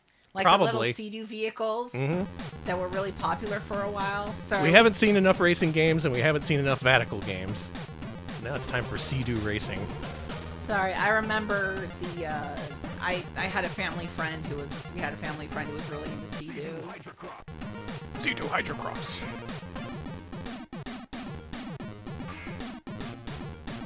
Wait a minute, you can race in a tsunami? Do you remember when Sea-Doos can't were pick it. like, there was a whole thing about them? They were Was just there? super popular. Yeah. Maybe it was a California thing, but Sea-Doos were insanely popular for a while. I guess they just call them jet skis now. This was a particular brand of jet ski. Yeah, very popular one. Oh, this is fast and fluid. Holy Holy shit! shit! It's too fast. It's too fluid. If there was one complaint I had with some of the driving games we played so far, it's that they kind of drag ass. They're a little bit slow. But Jesus Christ. That's too fast! Oh, you're dead! You would be dead if you hit the wall at that speed. Jet ski is also a brand name? Well, shit, what's the generic name for Sea-Doo type vehicles? Jet water thingy? Yeah, Sea bike. Okay, the that's jet it. water thingy. The jet Sea water bike, thingy. really? I don't know, I'm just assuming. Personal watercraft. Boat cycle. Oh. Okay, personal watercraft. Okay. Yeah, there you go. That would do Now it. I know. This doesn't seem too bad. On the other hand, were there a lot of people clamoring for a Sea-Doo racing game on Game Boy Color? My family friend probably, who was so obsessed with Sea-Doo, they had like Sea-Doo bumper stickers and stuff about how they'd rather be doing the Sea-Doo. Wow, that's dedicated. I'd rather be doing it than here on the fucking road like some kind of caveman. Give me a watercraft, please. They did have a My Other Car is a Sea-Doo bumper sticker, I shit you not. That's cool. I would be scared as hell if I was on one of those things. Yeah, they scare the shit out of me. They seem quite unsafe. Still, not a bad racing game. Okay. Out of all the games we played tonight, that's one of them, and also it's pretty decent. Some metalhead is the name of this prototype. And this one didn't have much work on it done at all. Do we know anything about this one? This was developed at DC Studios, apparently. And this is a proof of concept for some military-themed side-scrolling platformer that never got off the ground. Some metalhead, huh? And the ROM is called Some Metalhead. He doesn't seem like he's into metal. Maybe they... I don't know what they mean by metal, then. Like Full Metal Jacket? That's what I'm thinking. It looks like you should be able to bounce on those. You'd think. All right, woods secure. We've done it. We've secured the woods. All right. They're safe for our paintball match now. Some metalhead. Some metalhead. He sure is, I guess. Yay. Hooray. Woo. Hooray. South Park on Game Boy Color. South Park was big. Of course, it needed its Game Boy Color game alongside Little Nicky and other popular franchises from back then. I remember hearing about this one. This one actually got repurposed into another form. Let's see if you can recognize it once the Okay. game starts. Where's Kenny? Because his family's poor. So poor they can't afford the school bus. Whoa, you can't say ass on Game Boy Color. Well, you could. You could. You can't call someone a hippie on the Game Boy Color. Dragged into the woods. Oh no. As if he were possessed by the ghost of Richard Nixon. Huh? Don't worry about it, Danny. I guess I I wonder what other cusses they're gonna say. I wonder. Say the F word. Oh, this is I don't know what game this is, but this is definitely one of these type of games. Yeah. This eventually got reskinned, I shit you not, into a Mary-Kate and Ashley game. A Mary-Kate and Ashley game? Yeah. This is a single-screen puzzler where Mary-Kate and Ashley throw their dog around to solve puzzles. Oh, get a clue! Yeah. Only in this game, instead of throwing the dog around, you throw Cartman around. Fuck him. And also, yeah, seriously. Get his ass. Oh, the turkey just dive bombs you the second. He said hell. They talk. Did Mary-Kate and Ashley say that in their game? They should have. Can you kill the turkey first? Oh, there you go. Hey. Good. Now we have to deal with this giant rat. Maybe I can throw Cartman at it. So it's a character-driven So cute. puzzle game, a la Lost Vikings. The art in this is really cute. It's so cute. I gotta hand it to him. It's pretty great. And this could have done well as a South Park game, I think, but for whatever reason, this just never made it out in this form. Oh, there's He said, "God damn it!" there's fall damage. The Mary-Kate and Ashley game would have been a lot better if they said "God damn it." As it is, if this got released, this would have single-handedly been one of the better South Park games. Because somewhat infamously, those South Park games, not that good. Not good. Whoa, Kyle. Kyle, what are you doing? I think only one of the characters can flip switches. Maybe it's Stan. I hope it's Stan, or else we're fucked. Oh, save Kenny. There we Okay, go. you can do it. Speed Fraser, thank you for the 25 bits. You know that line is my reaction every time there's fall damage. Listen, yeah. True. Thank you for the bits. And he said kick ass when you finish a level. Good. I'm This glad literally that's what would have it been the best South Park game for many, many years had this come out. And instead, Mary-Kate and Ashley got all the credit. Typical. So typical. It's got giant rats and everything. Come on. Giant.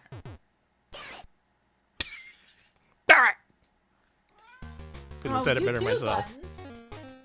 SpaceNet. Cosmo Neo.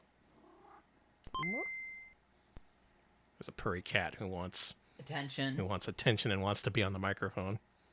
Another unreleased Imagineer game. This one was going to be a third version of a game called SpaceNet. Remember back then when Pokemon was a thing and people released the same version of a game, only with slight differences? Yeah. Like Robopon and so on. This was one of those. Okay. There was going to be a third one, a la Pokemon Pikachu, and it never came out. Excuse me, who is he? You're in like some kind of military. Something like that. Are we like gonna use Pikachu and shit to like invade other countries or whatever? Yeah, probably. I was gonna say cool, but I don't know about that. We're invading the rainbow system. We all want to become gay. Okay, good. We're becoming gay. We're on a mission, a 5-year mission to become as gay as possible in the rainbow Good. system. Now, this being based on a couple of games that actually were released, I'm not going to play this for more than a few seconds. But suffice to say, this does exist. And a prototype does exist of the unreleased third version of this. I wonder how many games got that treatment, you know? That would have multiple versions. It would be like Devil Children Blue and Devil Children Red. Oh yeah. I bet publishers loved that back when that was a thing. They did that for one of the Mega Man Battle Networks, I think. I remember that. God, what a time to be making portable games. You can make twice the money by releasing twice as many games that are just the same thing. That's what you call business, baby. Oh yeah, Telefang. Yeah, that too, Telefang. We don't need to play more of this, though. How about a proof of concept Star Trek game All right. for Game Boy Color? Another graphic state joint. I saw the Predator in there. Wow, that's a weird logo. Yeah? That's you could do that with Star Trek, I guess. This is basically an adaptation of Deep Space Nine. That's a Klingon ship, Danny. Yeah, it was all about a Klingon ship taking down other spaceships. That's Deep Every Space episode Nine. of Deep Space Nine, Quark would go out in his space fighter and find new people to kill.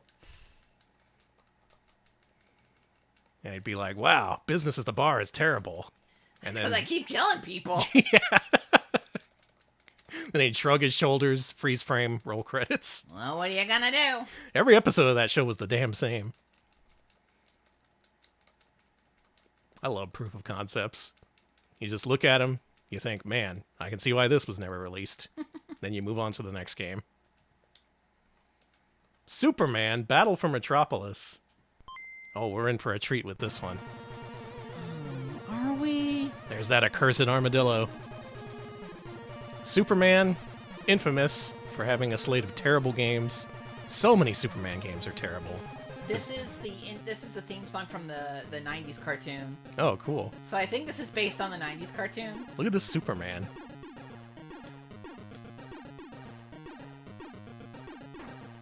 Halt, citizen. Ow! You hurt Superman. The typical problem Superman games have is that he's basically unstoppable in terms of his superpowers, so you gotta figure out how to adapt that into a video game form.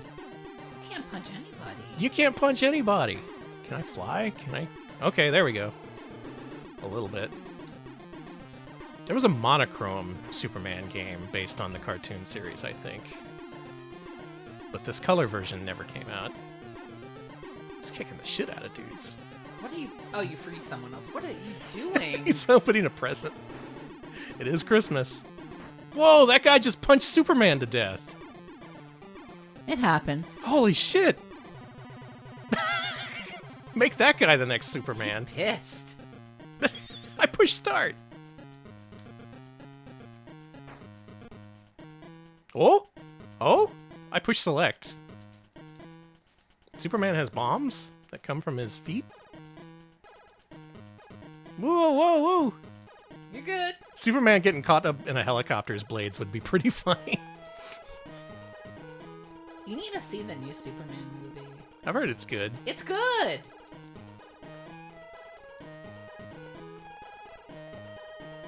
I'm flying. Just a big old log flying in the sky. Oh no, a helicopter, my greatest enemy. Oh no! He fell all the way. We got any more levels here? Oh, Superman at the junkyard. Fish. There's that helicopter he got caught up in. And he's fighting robo-dogs. Eat more. Eat more fish. But that's a dolphin. Oh, that's a swordfish. Okay. These dudes who can beat Superman in one punch. I'm sorry, that's killing me. Oh, here we have Superman at the woodworking factory. Oh wait, no, this is a missile launch facility. My mistake. Looks like the woodworking factory. More flying, more helicopters. Here we have an apartment building. Oh, we're in LexCorp. Oh.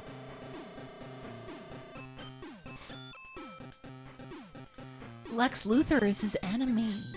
Really? Yeah. You know what Lex is short for? Alex? Yep. Oh, damn. You ever think about that? No. I don't think about Lex. Well, I do think about Lex Luthor on occasion. We're both bald, and... That is true. Watch out, Superman. It's high voltage. You might get hurt. You're just Superman. Block A. Dude, they put a lot of levels in Is this. that Brainiac? They wanted to release this game. But for some reason, just never came out. Are we going to see the ending? You versus Brainiac, it looks like. Is that Brainiac? Yeah, he's Brainiac from the TV show. Come here, Brainiac. Cartoon. I'm going to punch you in that big brain of yours.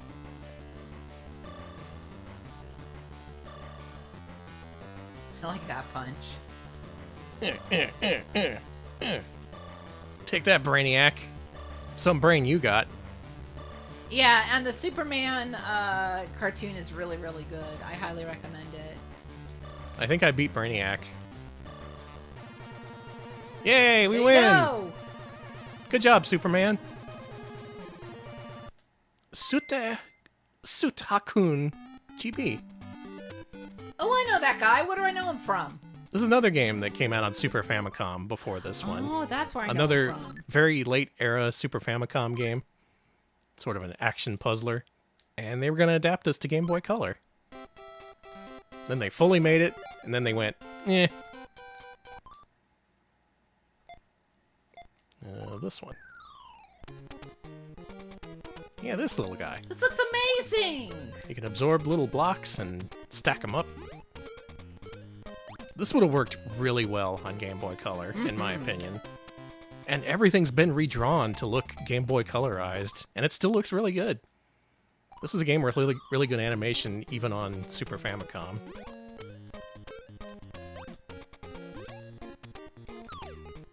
Yeah, you can inject various colors into these blocks to give them different powers.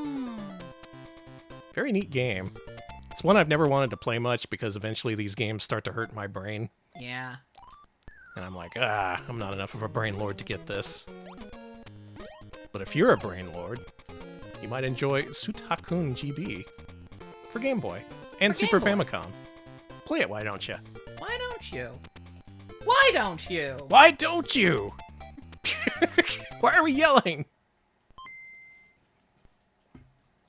Towers 2, Plight of the Stargazer is a game we've actually seen before on stream. Alex, do you remember what console it was? ZX Spectrum? Nope. CDI? Nope. It seems familiar, though. Let's start it up, see if this looks familiar to you. Yeah, we'll be gerund. Ringing any bells? Fucking... This was eventually released, Boss? and then we played it on the Atari Jaguar. This is a Jaguar game? This is a fucking Jaguar game that they were going to port to Game Boy Color. Or maybe vice versa. Maybe it failed for Game Boy Color and then they ported it to Jaguar. Who knows? But I distinctly remember playing this when we were playing through the Jaguar library for Multimedia Monday. Oh, yeah. It's one of those games I'd never heard of before, but seemed kind of impressive. And it's even more impressive on Game Boy Color because it's a real-time dungeon crawler. You saw some real-time combat just then as I was punching a dude. It's neat. This Look looks cool. at your inventory in the upper right. You can dress your character, every single portion of their body, individual arms and legs. They're trying to do a lot here. Bonk. Come here, you. They talk? They talk? Jesus Christ. How ambitious can you get? A game so ambitious they had to downgrade it and put it on the Jaguar. It's basically all here. The real-time combat, the first-person dungeon exploration, the inventory system. It even had an FMV title screen, if you remember seeing that. Yeah, that was sick. You're getting your ass kicked, honey. This is the kind of game that would be referred to as a hidden gem if it had come out. All the YouTubers would be talking about this. I think I'm poisoned or something. Oh, wait, no, just some dickhead was following me around. Yeah, bye. Come here, you. I'll punch you to death. You have died! Oh, I don't have any files to load. Well, that's the end of us. It made you feel sick. It's a little sickening. A little bit. I like it, though. Damn. Speaking of impressive, Tyrannosaurus Tex. I don't think this prototype version will load, but we'll try it anyway. Okay, so this game was in development when it was canceled, and then later, it actually got published on its own cartridge, as of like 3 or 4 years ago. Like, this was developed in the late 90s and didn't come out until like 2020 or something. I think this is the version that works. Yeah, Pico Interactive picked it up and finished it. Tyrannosaurus Tex. And you're never going to believe what this game looks like. Texas. 1899. After all the excitement. Mysterious black cowboy. I was heading for A 2-bit, one-horse town. I guess you can draw women like that.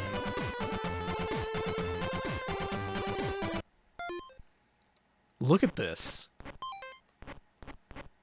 Look at this first-person Is this Doom? 3D shooter on the Game Boy Color. Not GBA, not DS, Game Boy Color. It was going to look like this, and it got canceled. Luckily, this is one of the cases where companies like Pico Interactive come in handy because they supply all the funding, making the thing actually happen. Otherwise, we wouldn't have seen this at all. So say what you will about Pico, at least they brought us this. It's basically a game where you're shooting a bunch of dinosaurs. Yeah, I was gonna say I was hoping you would be a dinosaur cowboy, but instead you're just killing dinosaurs. Which Yeah, I think is a shame. That's a little unfortunate. It is unfortunate. Still, though, look at this. The way the walls move. It's so fluid, too. You wouldn't expect this to run at such a good frame rate. Technically, this is cheating, because this isn't the unreleased version. This is the finished-up one that actually works. But, you know, I thought it would be better looking at this than a blank screen. Yeah, this is much better than a blank screen. A little bit. Tyrannosaurus Tex, better than a blank screen. Plays pretty fast. It's proper Wolfenstein pacing. The fuck is... You beat a level! I did it! Couldn't find the girl, so I went and had a drink. And then I had dreams about pyramids. And then I went off on my horse. Tyrannosaurus Tex. This would have been mind-blowing in 2000 when it was supposed to come out. As it is, still pretty impressive. Oh, I blew apart that rat! He deserved it. Thanks for understanding, Alex. Yeah, it's fine. Look at that rat. Look at that. Good rat. Good rat. We're so close to the end. We're so close. We only have a few games left. What a journey it's been. Does it feel like we've played like 80 games tonight? No, it's going so fast. Folks, believe it or not, they were going to port Tyrion 2000 to Game Boy Color. Yeah, the DOS shmup. They were also going to port it to Game Boy Advance, and that one fell through too. But let's have a look at what it would have looked like on Game Boy Color. Which one was this? Was this Apogee? No, who... Was this Apogee, chat? Who was this? Was this Apogee or Epic? It was one of them. No, okay. Was it Epic? Epic, yeah, okay. Okay, this is the Epic one. Apogee made a similar sort of game that I can't remember the name of. Yeah, I remember that. But if you remember way back at the beginning of the stream, when we had this really basic looking shoot 'em up, I think that was the predecessor to this. I think that was a raw prototype proof of concept for what eventually became Tyrion 2000 aboard of it. It's all here. From what I understand, this prototype is complete. It's got all the upgrades, all the enemies and levels and bosses and things. Nice. You can play this on Game Boy Color.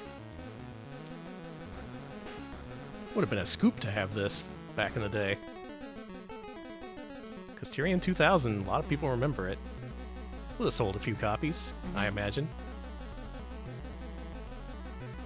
As it is, though, just another game in the dustbin of history. That freaking dustbin has a lot of games in it. It sure does, and they're all getting dirty and shit. Yeah, clean up your games. Take them out of the dustbin. They don't belong there. Put them out. Get people to play them. Do I get to play anymore, or? No, you died. Oh, okay. Yeah, it has all the different upgrades and stuff. Look at all this.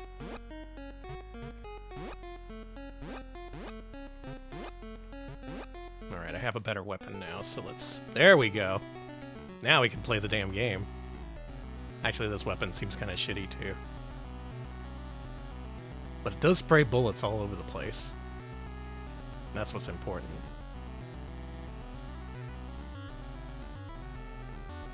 Tyrion fans, would you have played this? Would you have played this on your Game Boy Color? Or are you DOS only? I'm a DOS only guy. Yeah, DOS or nothing, that's what I say. No, we got some Tyrion fans who'd play this on Game Boy Color. Okay. Okay. I think they fucked up by not releasing this one.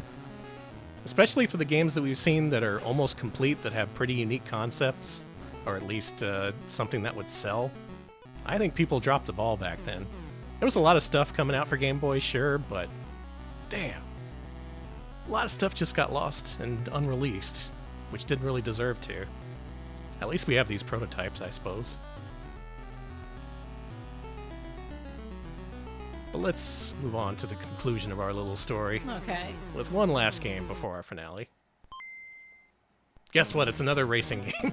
The difference is real. This one has a difference, though, and the difference is real. Radical Entertainment presents So many unreleased games from Radical Entertainment.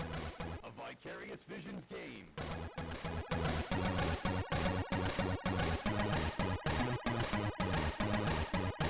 Virtuecraft. I was gonna say, where's the voices? VR Sports Powerboat Racing. Okay, thank you. Imagine a boat, Choose a boat. but powerful. Wave Cutter. Select your team. Team Dragon Racing, Thank please. you. Dragon Racing. Alex is sponsoring this one. Pike. Start your engines. Go, go, go! Go, go, go! Whoa, shit! Oh my god! Help! Okay, you need to tap left or right to turn in this. Because if you hold left, you just... Oh my god. It's Drunk Powerboat Racing, the national sport. Alongside drunk inner tubing and drunk ATVing. We love doing that here in the States. We love being drunk and operating vehicles of some sort. These other boats are... Oh, okay, you have to hold up in addition to A to go fast. I see. Well, we've seen a bunch of different racing games. Some that attempted a 3D look, some that were overhead, and some like that Titus one, which just plain sucked ass. Horrible, horrible noises in that Titus game. Awful. But when I think of unreleased Game Boy and Game Boy Color games, there is just one name that comes to mind, and that's going to be our big finale for tonight. Okay.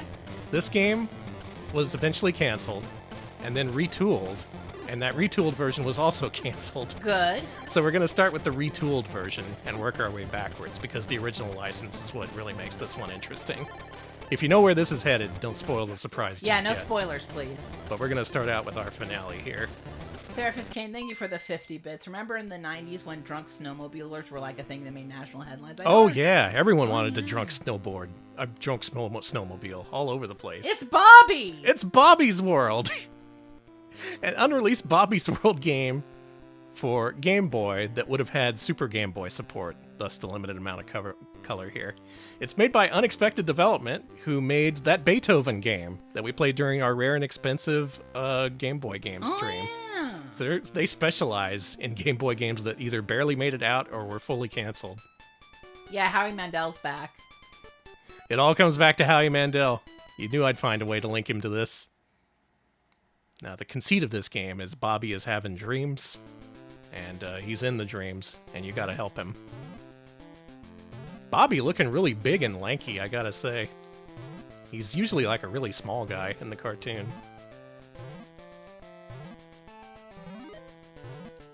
As you might expect, it's a platformer, kind of a generic one. There was also a Super Nintendo Bobby's World game, which was similarly unreleased. There's your brother.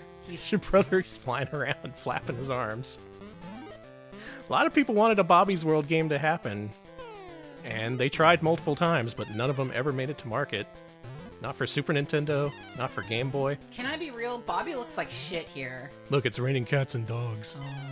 Yeah, this is a really shitty looking Bobby. The one in the Super Nintendo one is way better looking. He's much smaller, more squat, more childlike, instead of this freakish monstrosity you're controlling in this one. He covers his face. Yeah, I when do you that. duck.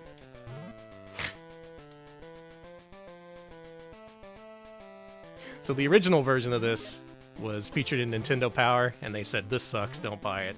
And then they covered this one, Bobby's World, and they said, well, it has color now, and the exact same gameplay. That's a shame. So I guess that's what really doomed this game. Even Nintendo Power didn't like it. But what was the original version of this game, you may ask? I don't know.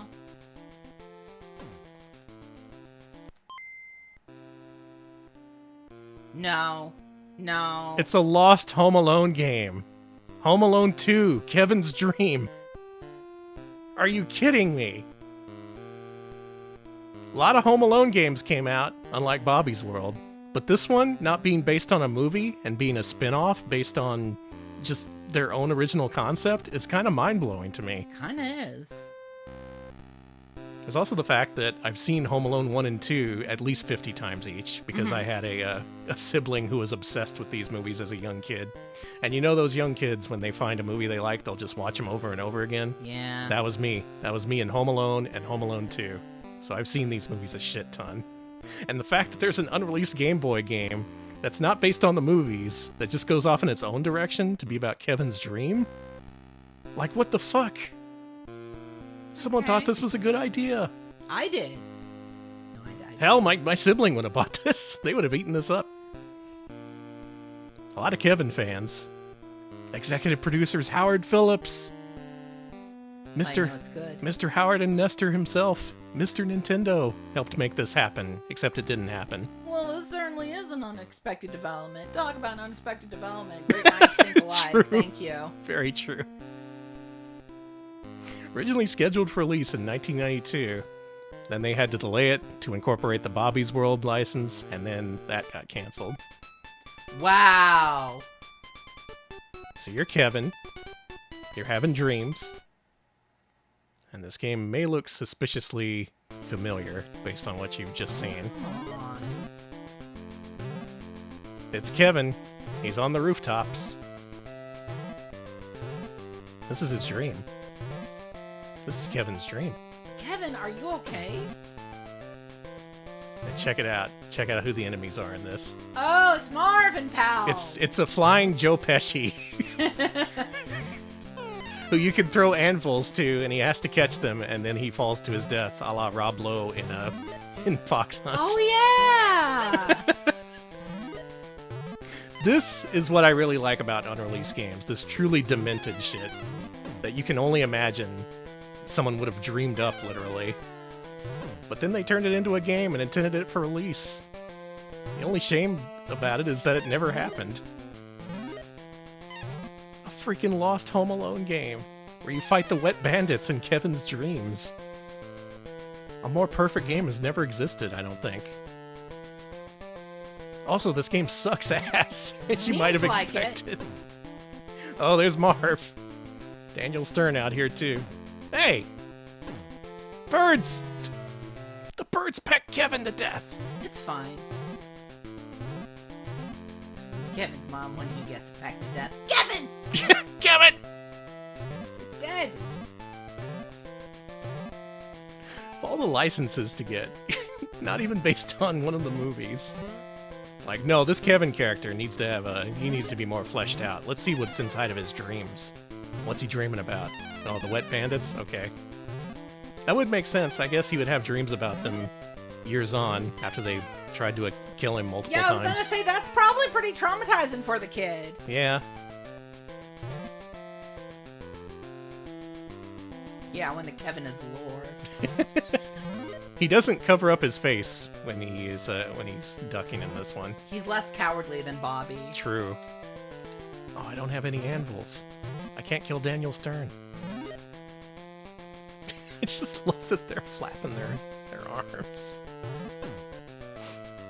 Oh man, I've never been able to get past this first screen.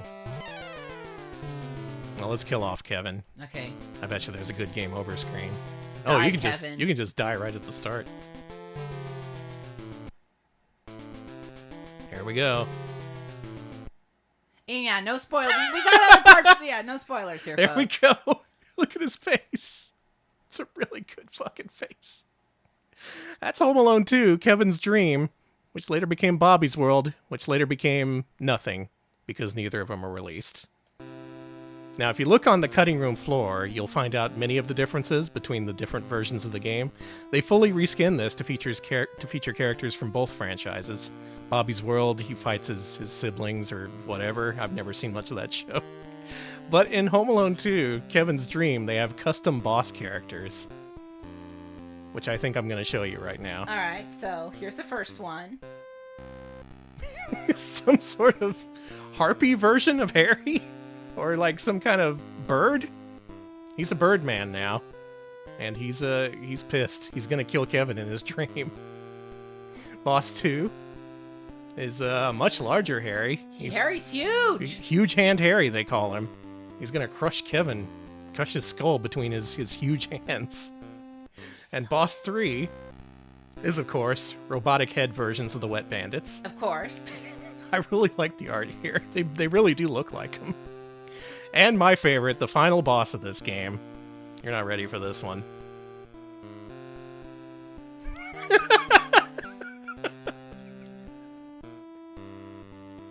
It's so good. Home Alone 2, Kevin's Dream. Possibly the best unreleased Game Boy game? I don't know. Based on what I've seen tonight, it's up there. It's definitely up there. This is our final form. The Wet Bandits have combined their forces to become the wettest bandit. They're awful, Danny. They're awful. God. What a great idea for a game. Expanding on Home Alone, not basing it on any of the movies, and just have fucked up mutated versions of Daniel Stern and Joe Pesci. What a concept. I'm glad their Beethoven game got released, but it's a shame that Home Alone 2 Kevin's Dream never came out.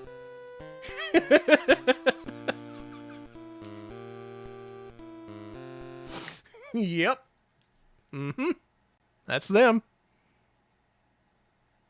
That was the final scene in the unreleased the shoot script of Home Alone 3.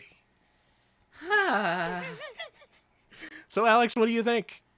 Well, the bosses in Home Alone 2 freaked me out, but I thought that I really need to play the Pokemon Picross game. I'm really looking forward to playing that after the Yeah, that show. one's awesome. There was some really good stuff that got fully developed and finished, just never came out.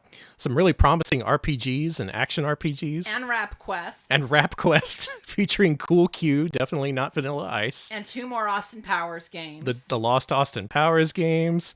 There was that one RPG with the plants. Oh yeah, Floresy was sick. Yeah, that was good. A lot of great stuff. Ultimately lost to the sands of time, but preserved via downloadable ROM images. So thank God for that. Thank God for ROMs. Thank God for ROMs. I'm grateful for ROMs this holiday season. Me too. And with that, we're done. Thank you to our patrons. Thank you to Harry and Marv. Thank you, Harry. Thank you, Marv. And thank you to our patrons for making this stream possible. Yeah, thank you so much. It's because everyone voted the way they did. You just saw the stream you did. They wanted to see portable, unreleased games, and by God, we delivered. Hopefully you'll recover from the shock of seeing Heavy, Harry, and Marv soon, only for them to eventually show up in your dreams later on. Yeah. Sorry about that. Sweet dreams, everybody. Sweet dreams, everybody. A new patron poll is going to go up on Friday, so if you want to join, go to patreon.com/retropals. It's a fun club. We uncover all kinds of weird stuff on this show, including what you see on your screen right now. So if that's somehow a good thing, you may want to support us. All right, I'm going to look for a raid target. Alex, why don't you wrap us up? We're also on YouTube, youtube.com/retropals. We post full-length highlights of our streams there. Our latest one is, God, it was more laser active, right? Or am I forgetting? It was, yes. So it's, I think that's the one with triads. Electromechanical stream. Electromechanical, fuck. Yeah, no, the electromechanical one is really good. We have Luigi, the proven moneymaker. We've got a lot of people dying, surprisingly enough, in these miniatures. A lot of death. More death than you'd expect. More death than you'd expect. If you'd like to chat with us, we also have a Discord. Let me drop that link in the chat. You can join our Discord for friendly chat, cat pics, food pics, other discussions of sorts. And, oh, okay, Buttons. He just went meow and jumped up on the bed. So, that's good. Now he's walking on the keyboard.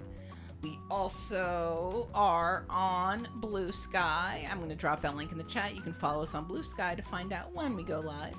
When we got new videos up on YouTube and all the RetroPals news you can use. So do consider giving us a follow if that sounds up your alley. Thank you, Alex. You're welcome. We're leaving you with Rachel Retro, who has just played through Devil Dumper Doris for the first time. So there's a VOD I have to watch for sure. It took all my strength as a streamer to not just say, fuck it, we're not streaming tonight. I want to watch Rachel play Doris. But that's the sacrifice I make for you all. I hope you appreciate it. So enjoy, Rachel. Enjoy the rest of your evening. We'll see you later. Thanks for watching. See ya, folks.